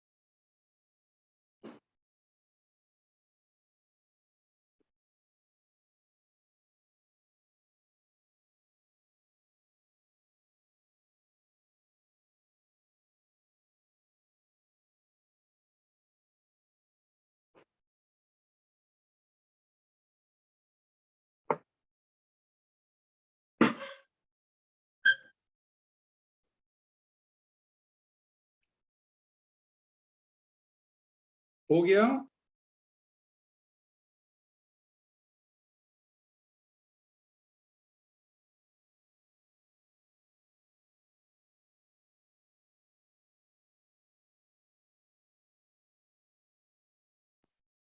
तो देखो बच्चों, हमने अभी ये समझ लिया है कि जहां पे भी स्ट्रिंग लगी होगी वहां पे हम ये लगा सकते हैं कि टोटल स्ट्रिंग का वर्क डन निकाल के 0 कर देंगे। और वर्क डन कैसे निकालेंगे? हर एक ब्लॉक के लिए टी डॉट उसका डिस्प्लेसमेंट करेंगे ना। डिस्प्लेसमेंट को अगर हम एक्स से लिख रहे हैं तो हर एक के लिए टी डॉट एक्स करके समेशन सबका सम कर देंगे और वो 0 को इक्वेट कर देंगे। या फिर अगर हम यहाँ पर टी को कॉमन निकालने दोनों साइड डिफरेंशिएट कर दें तो यहाँ पे हम एक्स की जगह वी भी यूज कर सकते हैं। टी डॉट वी कर देंगे तो वो भी 0 आएगा, या फिर टी डॉट ए कर देंगे तो भी वो 0 आएगा ना। तो कंस्ट्रेंट रिलेशन अगर हमें मान लो वेलोसिटी का लिखना है तो हम डायरेक्ट टी डॉट बी भी कर सकते हैं, या टी डॉट ए कर सकते हैं, या फिर टी डॉट एक्स भी कर सकते हैं ना। एक्स मतलब डिस्प्लेसमेंट। समझ आ रहा है बच्चों? तो हम इनमें से कोई भी एक लगा सकते हैं और एक का जो रिलेशन आ जाएगा वही देख के हम दूसरे का भी लिख सकते हैं।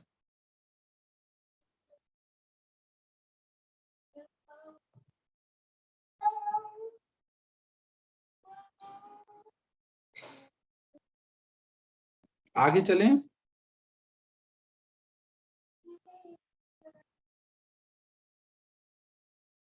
तो अब देखो, जैसे मान लो हम लोग और कोई सिंपल सा केस करते हैं। मान लो ये केस है,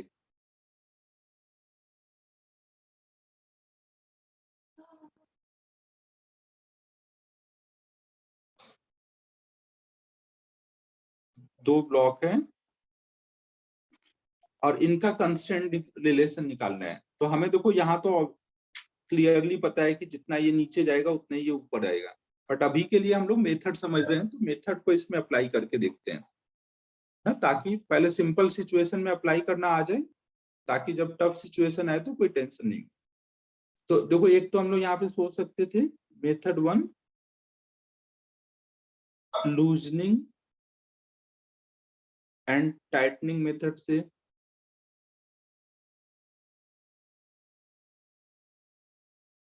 ना यहाँ पे मान लो ये 2 वाला ऊपर जा रहा है, 1 वाला नीचे आ रहा है, तो जो ऊपर जा रहा है पहले हम उसको मान लो कुछ डेल्टा x2 ऊपर ले गए, तो ये क्या हो जाएगा, नॉर्मली हम लोग कंस्टेंट रिलेशन में डेल्टा यूज नहीं करते, बस x2 लिख देते हैं, तो वैसे ही मैं भी लिख देता हूँ। मान लो हम इसको x2 ऊपर ले गए, तो ये स्ट्रिंग इधर से कितनी स्लैक हो गई, अगर x2 ऊपर ले जाएंगे तो स्ट्रिंग कितनी स्लैक हो जाएगी, x2, तो जितनी स्लैक हो गई है उतनी वहां हम उसको यूज कर सकते हैं टाइट करने में। तो अगर हम इसको x2 ले गए और इसको अभी पकड़ रखा था ना, ये मूव नहीं कर रहा था, फिर हमने इसको यहाँ ले आए,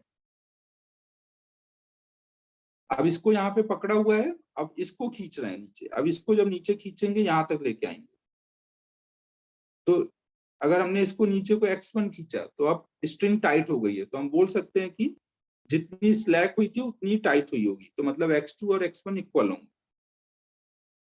या फिर उनकी वेलोसिटी इक्वल होंगी, या फिर उनके एक्सेलरेशन इक्वल होंगे। ठीक है बच्चों, एक तो हम ऐसे सोचते हैं, या फिर दूसरा तरीका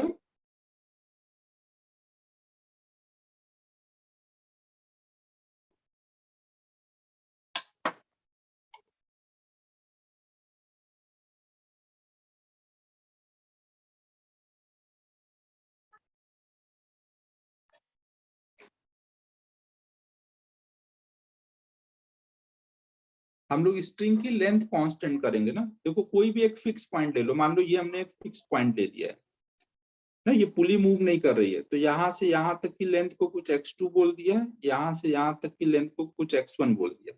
पीछे x1 x2 डिस्प्लेसमेंट थे ना, यहाँ x2 x1 लेंथ है स्ट्रिंग की, और ये स्ट्रिंग पुली के ऊपर भी कुछ गई है, तो इसको मान लिया कुछ ये पुली के ऊपर भी स्ट्रिंग की कुछ लेंथ गई होगी ना, वो मान लो कुछ x0 है, तो पूरी स्ट्रिंग की लेंथ कितनी बोलेंगे,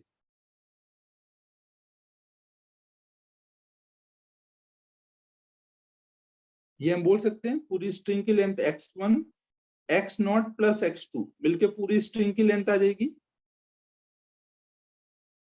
और अगर हम दोनों साइड को डिफरेंशिएट कर दें विथ रिस्पेक्ट टू टाइम, तो क्या हो जाएगा dx1 by dt plus dx0 by dt plus dx2 by dt equal to string की लेंथ। स्ट्रिंग की लेंथ क्या टाइम के साथ चेंज करेगी,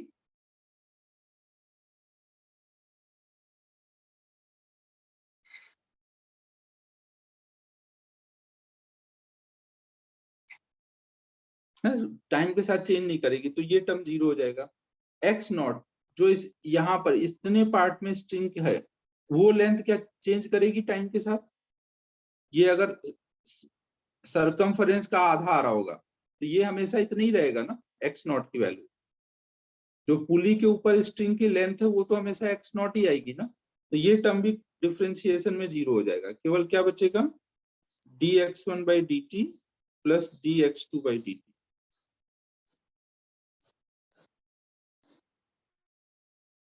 अगर x1 बढ़ रहा होता है, कोई भी चीज अगर बढ़ रही है, तो उस टाइम पे dx1 by dt प्लस में होगा ना, उसको प्लस v1 लिखोगे, और अगर कोई चीज डिक्रीज हो रही है तो उसको माइनस में v2 ऐसे लिखोगे। हाँ, अगर ये नीचे को v1 स्पीड से जा रहा है, ये v2 से जा रहा है, तो v1 v2 तो मैग्नीट्यूड है, साइन भी दोगे ना, क्योंकि ये टर्म क्या है प्लस में है और ये टर्म माइनस में है। ये सबको याद है ना, dy by dx क्या होता है, रेट ऑफ चेंज होता है, अगर कोई चीज बढ़ रहा है तो उसका रेट ऑफ चेंज प्लस में आएगा, और अगर कोई चीज कम हो रहा है तो रेट ऑफ चेंज माइनस में। तो ये टर्म निगेटिव है, तो इसके आगे आपको निगेटिव ही लिखना पड़ेगा, तभी साइन बैलेंस होगा ना। तो यहाँ पे आप प्लस v1 लिख दोगे, यहाँ माइनस v2 इक्वल टू 0, तो v1 इक्वल टू आ जाएगा v2। ना, जो v1 इक्वल टू v2 आ गया, तो इसको देख करके आप इनके एक्सेलरेशन का कांस्टेंट लिख दोगे या फिर इनके डिस्प्लेसमेंट का कांस्टेंट लिख दोगे।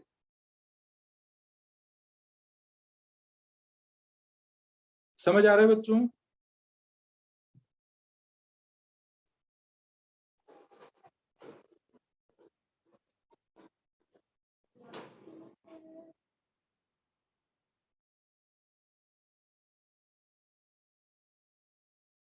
ये नोट हो गया है, मेथड 1 नोट हो गया था, मेथड 2 नोट कर लो।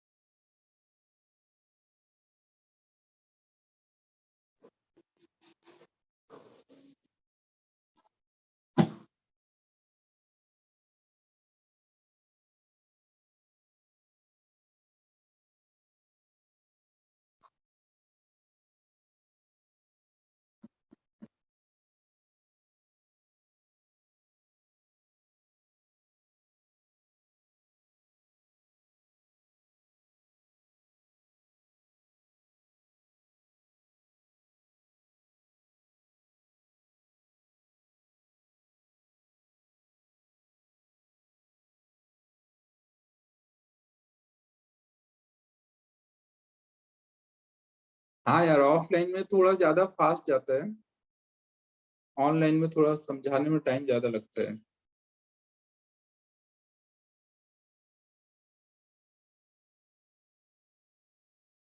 फिर नेक्स्ट देखो, अब तीसरा मेथड वर्चुअल वर्क डन।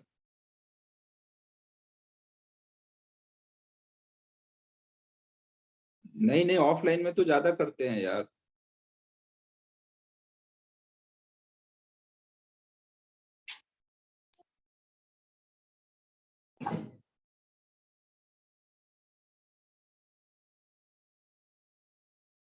तो देखो, वर्चुअल वर्क डन में हम लोग क्या करेंगे,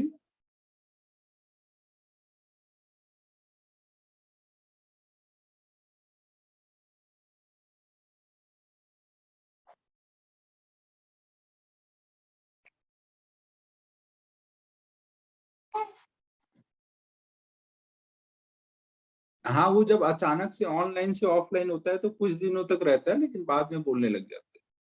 शुरू शुरू में कुछ दिन तक बच्चे थोड़ा सा वो रहता है ना, अचानक से मिले हैं तो। देखो यहाँ पे क्या है, अगर नीचे कोई A1 एक्सेलरेशन से जा रहा है, ऊपर कोई A2 एक्सेलरेशन से जा रहा है, यहाँ पे टेंशन कुछ T है, यहाँ पे टेंशन कुछ T है, तो हम क्या लिखेंगे, हर एक ब्लॉक के लिए T डॉट A की वैल्यू 0 कर देंगे। डॉट प्रोडक्ट में अगर दोनों एक ही डायरेक्शन में है तो प्लस में आएगा, अपोजिट में है तो माइनस में। तो यहाँ के लिए क्या लिख दोगे, -TA1। समझो ना, यहाँ T ऊपर है, A1 नीचे है, तो डॉट प्रोडक्ट क्या आ जाएगा, -TA1। यहाँ पे क्या आ जाएगा, प्लस में TA2। T भी ऊपर है, A2 भी ऊपर है, T कॉमन कर दोगे तो आ जाएगा A1 इक्वल टू A2। तो ये कंस्टेंट रिलेशन आ गया, इसको देख करके आप बोल सकते हो V1 इक्वल टू V2। और इसी को देख करके आप डिस्प्लेसमेंट का रिलेशन लिख सकते हो। समझ आ रहा है बच्चों?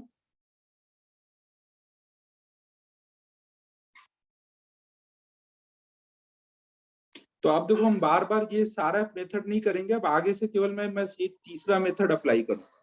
तो अब ये नोट कर लो और इसको अब अप्लाई करने की प्रैक्टिस करते हैं। अब थोड़ा डिफिकल्ट सिचुएशन में प्रैक्टिस करेंगे।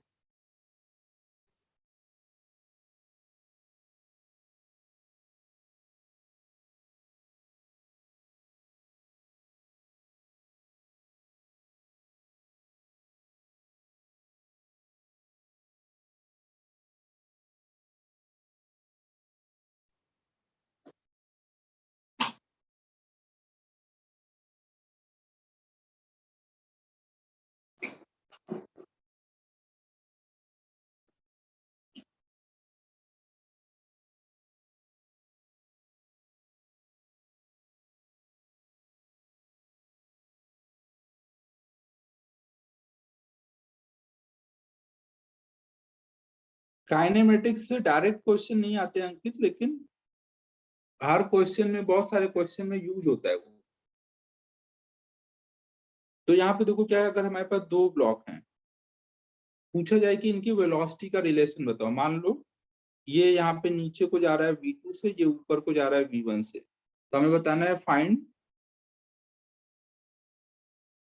रिलेशन बिटवीन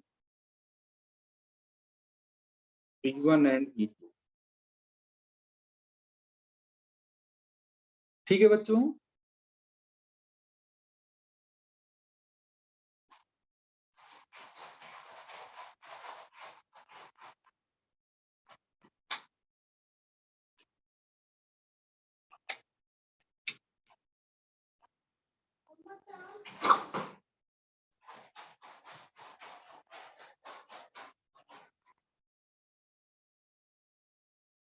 हाँ, v1 इक्वल टू 3v2। तो हम लोग क्या क्या करेंगे यहाँ पर, अगर हम मान लेंगे कि यहाँ पे टेंशन T है, यहाँ T है, तो यहाँ पे भी T आ जाएगा, तो यहाँ T, तो यहाँ कितना आएगा 2T, तो यही 2T इस वाले स्ट्रिंग में आ जाएगा ना। अब हम लोग क्या करेंगे, हर एक ब्लॉक के लिए T डॉट V का डॉट प्रोडक्ट 0 कर देंगे।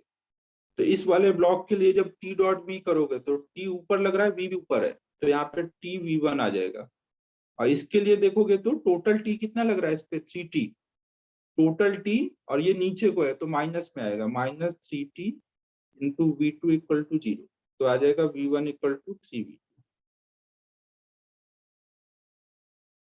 कुछ समझ आ रहा है बच्चों मैं क्या बोल रहा हूँ?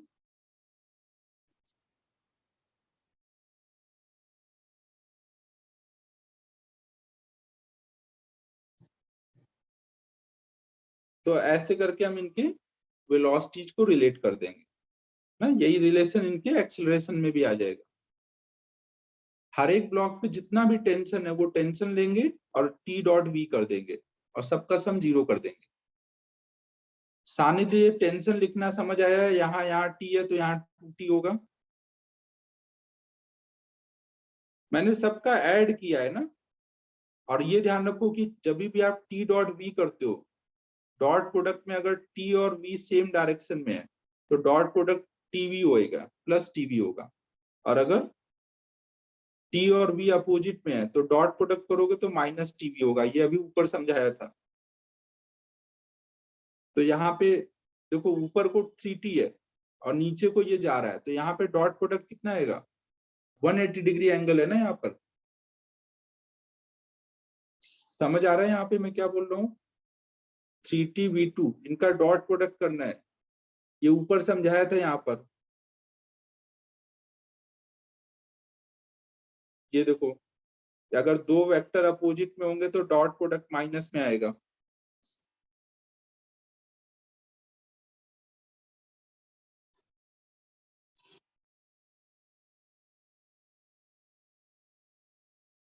सीटी के लिए देखो, ये हम लोगों ने देखा हुआ है ना कि पुली मासलेस है, तो अगर उसके इधर इधर टेंशन टी है तो यहाँ वाले पे 2T होगा, तभी नेट फोर्स 0 हो पाएगा ना। तो अगर यहाँ 2T है तो ये पूरे स्ट्रिंग में 2T होगा। तो अब इस स्ट्रिंग पे टोटल, इस ब्लॉक पे टोटल टेंशन कितना लग रहा है, 3T, और इस पे कितना लग रहा है, T। अब हर एक ब्लॉक के लिए T डॉट V 0 कर दिया। ठीक है,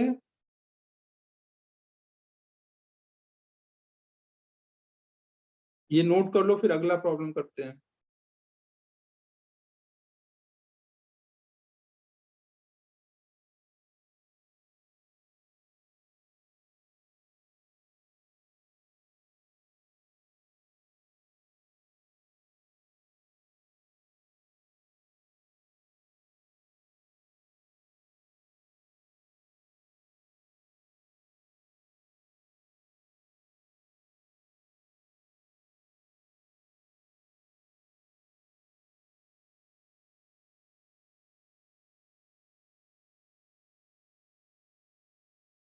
मान लो यहाँ पे दो ब्लॉक हैं, ये नीचे को V1 से जा रहा है, ये इधर को V2 से जा रहा है, ब्लॉक 2 ब्लॉक 1। अगले वीक में कहाँ से TWT होगी, अगले वीक तो फिर वही रहेगा ना, MT।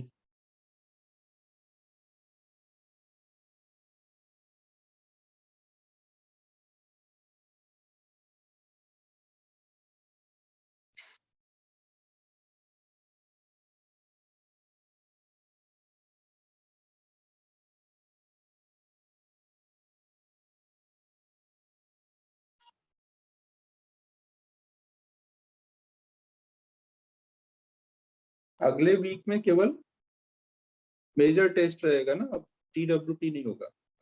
तो यहाँ पे आ जाएगा V2 इक्वल टू 2V1। हाँ ठीक है तेजस।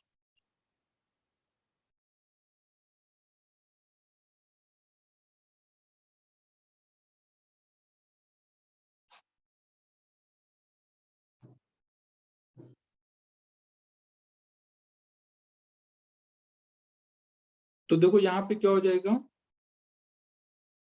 आप मान लो कि अगर यहाँ पे टेंशन T है तो ये पूरी स्ट्रिंग सेम है ना, यहाँ पे भी टेंशन T आएगा, यहाँ पे भी टेंशन T आएगा। अब अगर यहाँ T है तो यहाँ पे टेंशन कितना आएगा, 2T ना। मैंने केवल ब्लॉक पे टेंशन दिखाया, पुली पे टेंशन नहीं दिखाया यहाँ पे। यहाँ तक बात क्लियर है सभी को, टेंशन दिखाने वाला पॉइंट।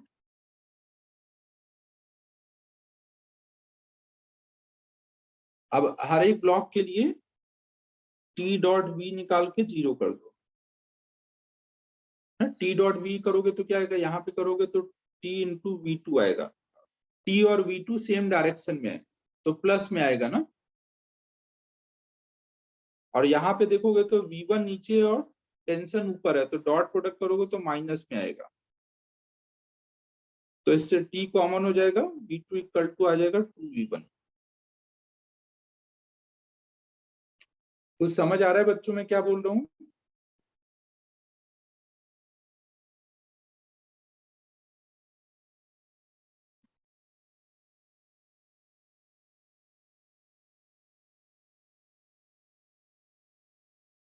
यही इनके डिस्प्लेसमेंट में रिलेशन हो जाएगा और यही इनके एक्सीलरेशन में रिलेशन हो जाएगा।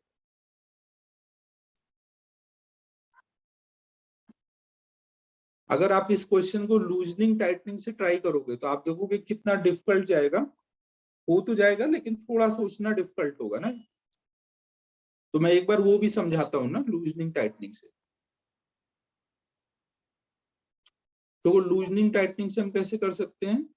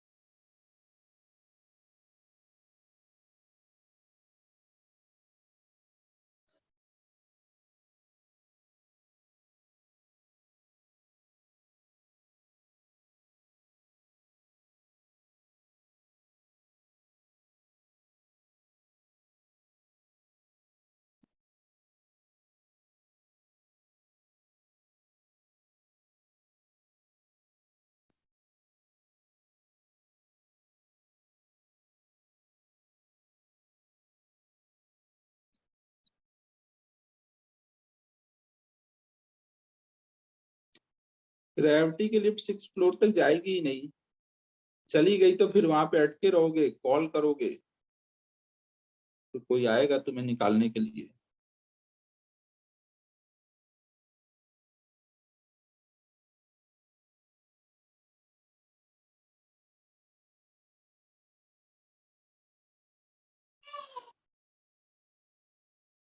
ऐसा कुछ नहीं है, ये हाइपोथेटिकल क्वेश्चन पूछ रहा है तो मेरा हाइपोथेटिकल आंसर है उसका।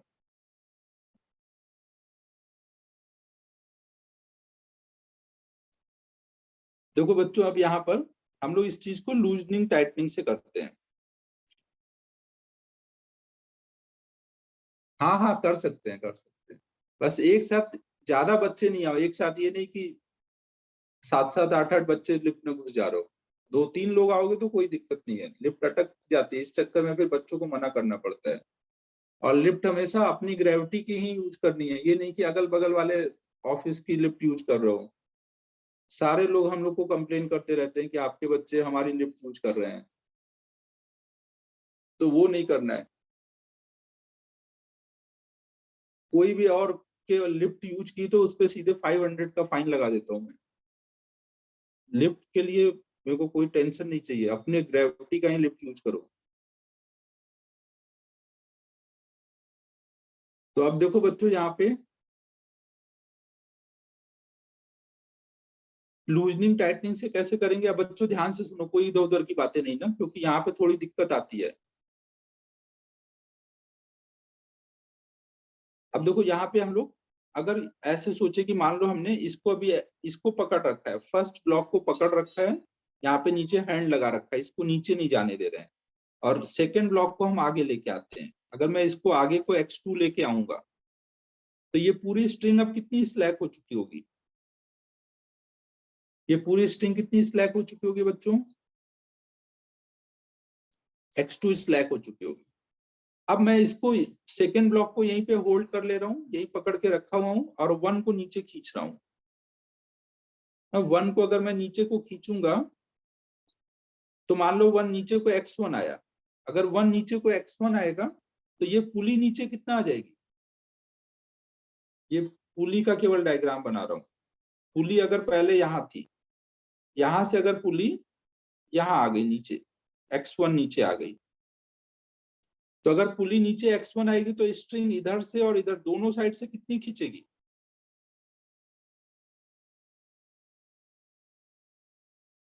अगर पुली नीचे x1 आई है ना, ये डायरेक्ट ब्लॉक से कनेक्टेड है, जितना ब्लॉक चलेगा उतनी ही पुली भी चलेगी, तो स्ट्रिंग दोनों साइड से ये कितनी यूज होगी, इधर से x1 इधर से x1, तो हमें कितनी स्ट्रिंग लगेगी ऐसे इसको खींच के। अगर हम इसको नीचे x1 खींचते हैं और स्ट्रिंग टाइट हो जाती है, तो यहाँ पे हमने कितनी स्ट्रिंग यूज की इसको खींच के, इसको x1 खींचने में हमने 2x1 स्ट्रिंग यूज कर ली। और अगर अब ये टाइट हो चुका है तो जितना स्लैक हुआ होगा उतना ही हमारे पास ये स्ट्रिंग यूज हुआ होगा, तो हम बोल सकते हैं कि x2 बराबर होगा 2x1 के। समझो बच्चों, x2 बराबर होगा 2x1, मतलब v2 बराबर होगा 2v1 के, मतलब a2 बराबर होगा 2a1 के ना, यही वाला रिलेशन आ गया जो ऊपर आया था। कुछ समझ आ रहा है बच्चों मैं क्या बोल रहा हूँ। जब आप इसको x1 खींचते हो तो यहां से भी स्ट्रिंग x1 लगती है, इधर से भी x1 लगती है, तो टोटल कितनी लग जाती है 2x1, और जितनी यूज होगी वो सब कहाँ से आएगी, जो यहाँ से स्लैक होके आई थी, तो इसका मतलब x2 हमने जो दिया था वही बराबर है 2x1 के। तो देख लो जहाँ पे सिचुएशन थोड़ा कॉम्प्लेक्स होगी वहां पे लूजनिंग टाइटनिंग इतना इजी नहीं रह जाएगा।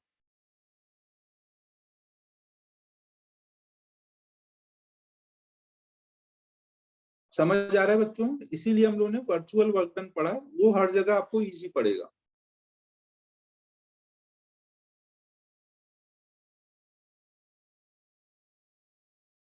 नोट कर लो इसको भी।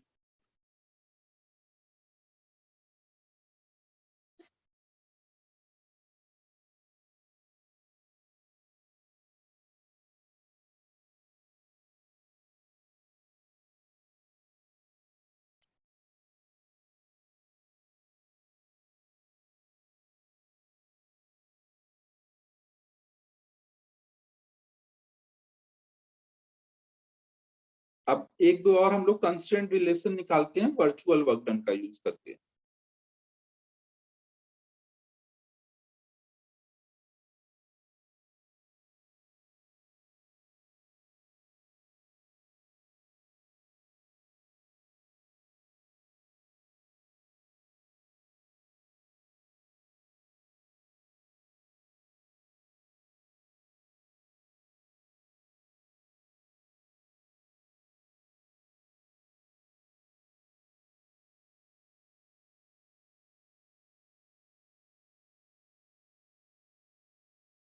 यहाँ पे मान लो ये इधर को V1 से आ रहा है, ये इधर को V3 से आ रहा है, ये नीचे को V2 से जा रहा है, तो हमें बताना है फाइंड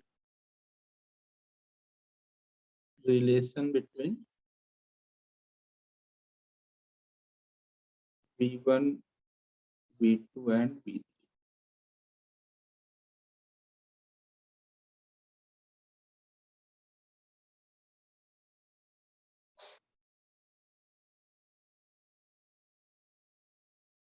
टेंशन आप दिखाओ हर जगह, फिर टी डॉट वी करके 0 कर दो।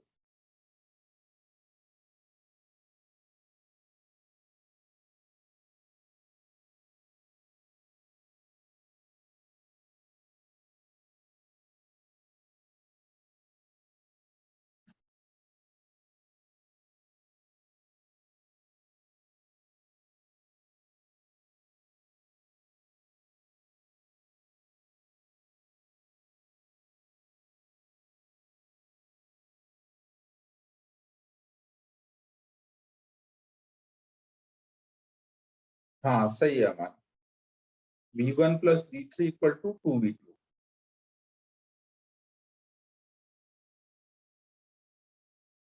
यहाँ पे देखो ये पूरी स्ट्रिंग सेम है ना, ये पूरी स्ट्रिंग सेम है, तो अगर इसमें टेंशन टी होगा, यहाँ टी टी होगा, तो यहाँ पे 2t आ जाएगा। तो टेंशन दिखा दो पहले, तो यहाँ पे मान लो टेंशन टी है, तो यहाँ पे भी टी आएगा, यहाँ पे भी टी, और यहाँ पे भी टी।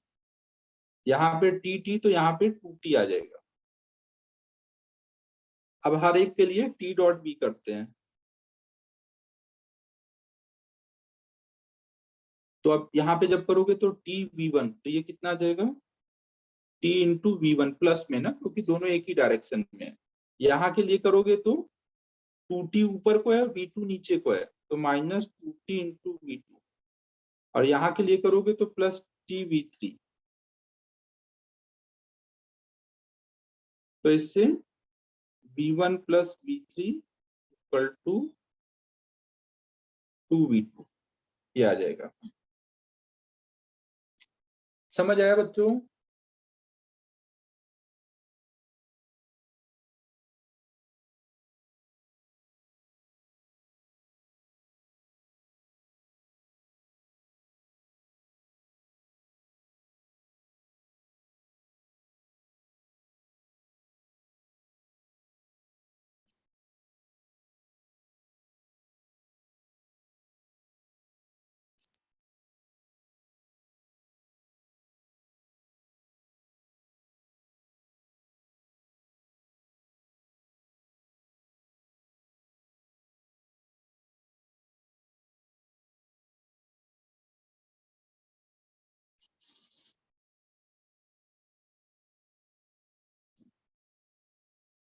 ये देखो यहाँ पर, ये हमने एक रॉड ली हुई है, ये एक रॉड है, रॉड में एक रिंग लगा दी है।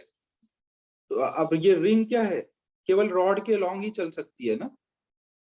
और हमने यहाँ पे एक स्ट्रिंग से एक ब्लॉक लगाया, ये पुली को यहाँ फिक्स कर दिया, ये रॉड है ना, पुली अपनी जगह फिक्स है। तो अब क्या होगा, ये मान लो इधर को v1 से जा रहा है, ये नीचे को v2 से जा रहा है, ये एंगल थीटा है। तो हमें अब यहाँ पे बताना है, find relation between v1 and v2।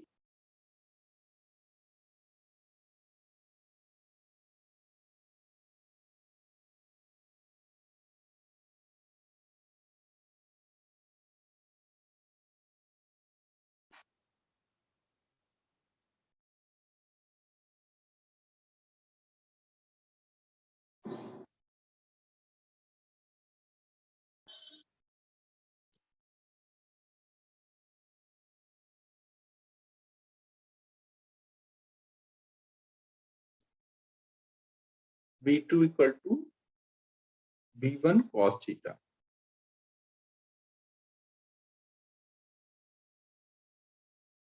हाँ, तो यहाँ पे भी हम देखो क्या करेंगे, इस स्ट्रिंग में अगर टेंशन कुछ मान लेंगे टी है, तो यहाँ पे भी टी होगा।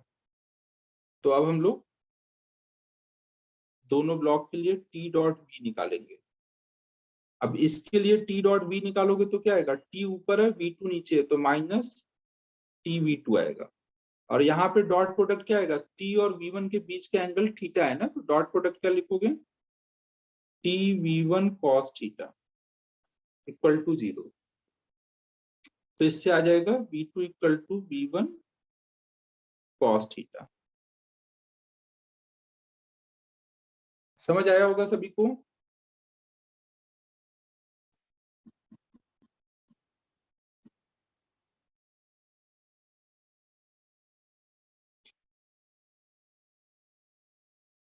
अब देखो यहाँ पर ये जो सिंगल स्ट्रिंग वाले क्वेश्चन होंगे, सिंगल स्ट्रिंग वाले, उनके लिए हम लोग एक चीज और लगा सकते हैं सिंगल स्ट्रिंग वालों के लिए, है?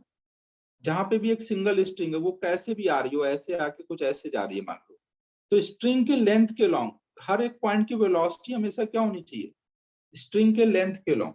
अगर एक सिंगल स्ट्रिंग है तो स्ट्रिंग के लेंथ के लॉन्ग हर स्ट्रिंग का हर पॉइंट कितनी वेलोसिटी से चल रहा होगा, सेम वेलोसिटी से चल रहा होगा ना। स्ट्रिंग के लेंथ के लॉन्ग हर एक पॉइंट की वेलोसिटी जो होगी ना, हर एक पॉइंट की वेलोसिटी सेम आएगी।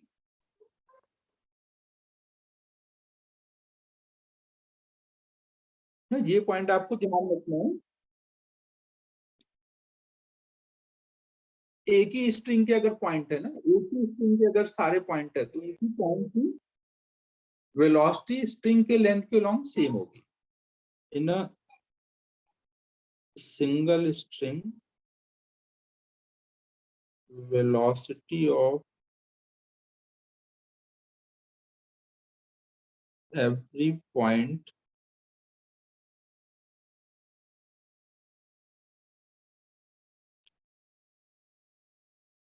along length of string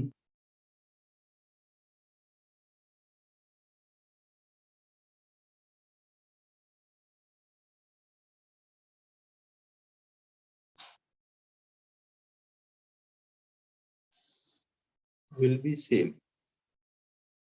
तो देखो हम इसको अगर लगा के सोचें तो यहाँ पे हम वैसे भी सोच सकते हैं, ये हमारा रॉड है,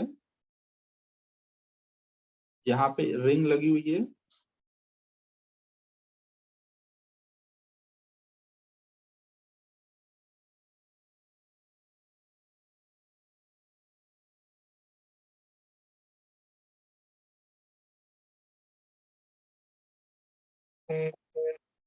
तो अब देखो यहाँ पर अगर ये पॉइंट इधर को v1 से जा रहा है तो इसकी लेंथ के लॉन्ग वेलोसिटी कितनी आएगी, अगर ये एंगल थीटा है, अगर ये इधर को v1 से जा रहा है तो लेंथ के लॉन्ग इस पॉइंट का कंपोनेंट कितना होगा,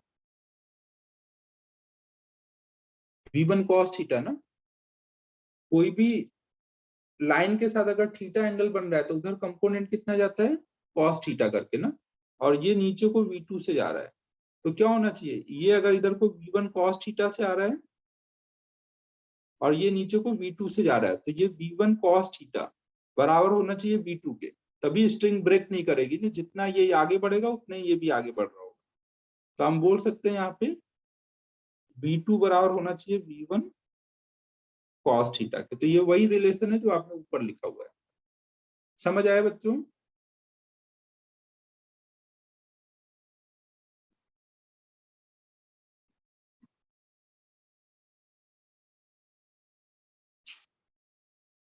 तो अब आज हम लोग इतना ही करते हैं, अब देखता हूं इसमें क्या होमवर्क दे पाऊंगा। अब देखो एक चीज यहाँ पे ध्यान रखना है जो अब अगली क्लास में बताऊंगा, यहाँ पे थीटा क्या कांस्टेंट है या वेरिएबल है, यहाँ पे थीटा कांस्टेंट है या वेरिएबल है, वेरिएबल है। तो क्या मैं इसको डिफरेंशिएट करके ऐसे लिख दूं, a2 equal to a1 cos theta, differentiate करूंगा तो ये रिलेशन आएगा क्या, नहीं आएगा इस बार। तो वेलोसिटी को देख करके एक्सेलरेशन का कांस्टेंट लिखना ये केवल कब तक वैलिड है, जब तक स्ट्रिंग जो है अपने लेंथ के लॉन्ग चल रही है। पीछे देखो हर जगह स्ट्रिंग क्या होती थी, अपने लेंथ के लॉन्ग चलती थी, ये ऐसी लेंथ है तो इधर चल रही है, ये ऐसे चल रही है, ऐसे चल रही है। जब एंगल पे चलना शुरू हो जाएगा, जहां पे भी स्ट्रिंग के जो पॉइंट्स हैं, ब्लॉक हैं, वो स्ट्रिंग के लेंथ से एंगल पे चलेंगे, वहां पे वहां पर आप डिफरेंशिएट करके v का रिलेशन पता है तो a का रिलेशन डायरेक्ट ऐसे नहीं लिख सकते ना। तो अब मैं अगली क्लास में ये सिखाऊंगा कि कैसे लिखोगे, बट एक चीज सबको क्लियर है ना कि डिफरेंशिएट करने जाओगे तो cos थीटा यहाँ पर कॉमन नहीं हो पाएगा ना, क्योंकि वेरिएबल है।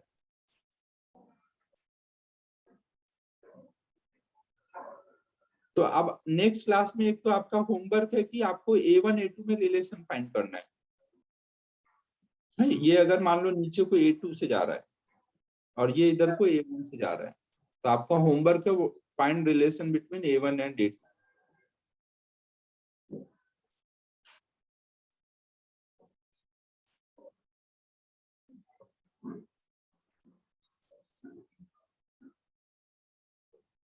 और मैं कुछ कंस्टेंट रिलेशन दे रहा हूं, ये सब आपको ट्राई कर लेने हैं।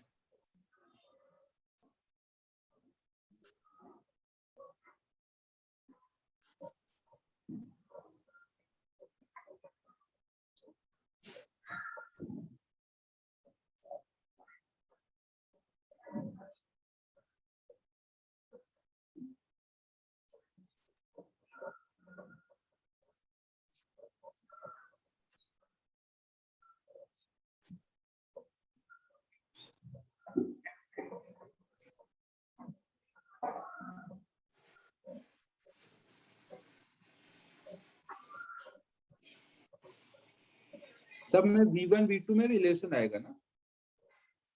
हाँ सुबोध, वही डिफरेंशिएट करने में आपको इस बार देखो क्या होंगे, दोनों वेरिएबल है, तो एक बार ये कॉमन करोगे, एक बार ये प्रोडक्ट रूल लगा के डिफरेंशिएट करोगे ना। डायरेक्ट आप ये नहीं बोल दोगे cos थीटा कॉमन हो गया, dv1 by dt A1 हो गया, ये नहीं बोल सकते बच्चों। ये पॉइंट मैं अगली क्लास में समझाऊंगा ना। अभी आपको जो भी समझ आया आप सोचो उस पे ना, मैं क्या बोल रहा हूँ यहाँ पर। यहाँ तक तो आपको क्लियर है, यहाँ से यहाँ में क्या बोल रहा हूँ वो आपको सोचना है। सही है गलत है ये खुद से सोचो ना, मैं नेक्स्ट क्लास में डिस्कस करूंगा इसको। एक बार देखो इसमें कंस्टेंट रिलेशन कितने दिए हैं।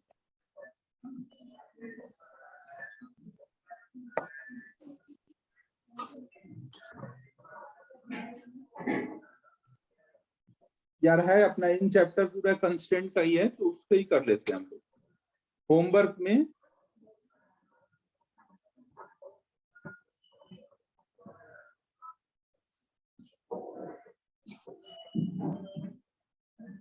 इन टेक्स्ट एक्सरसाइज 4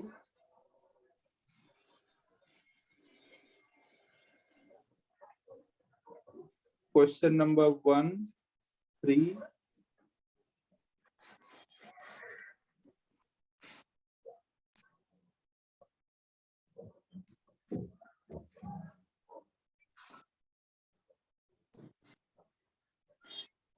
8,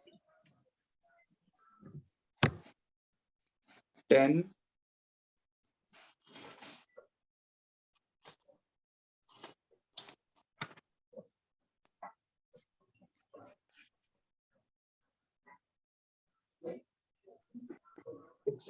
1,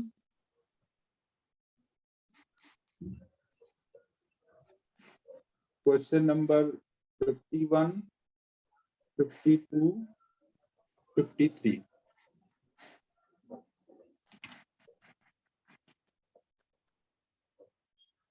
ठीक है बच्चों, फिर इतना कर लो कंप्लीट।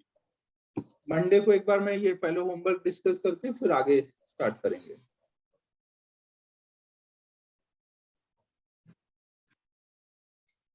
ठीक है ना, मंडे को एक एक्स्ट्रा क्लास भी लगाऊंगा शाम के टाइम पर।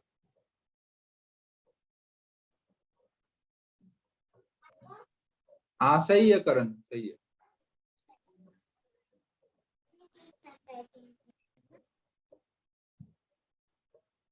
ठीक है बच्चों, फिर क्लोज कर रहा हूँ ना। होमवर्क आज तक जितना पढ़ाया उतना ही डालूंगा ना उसमें, TWT में इतना ही डालूंगा ना जितना पढ़ाया हुआ आज तक। अब ये PDF से नोट कर लेना, क्लोज कर रहा हूँ।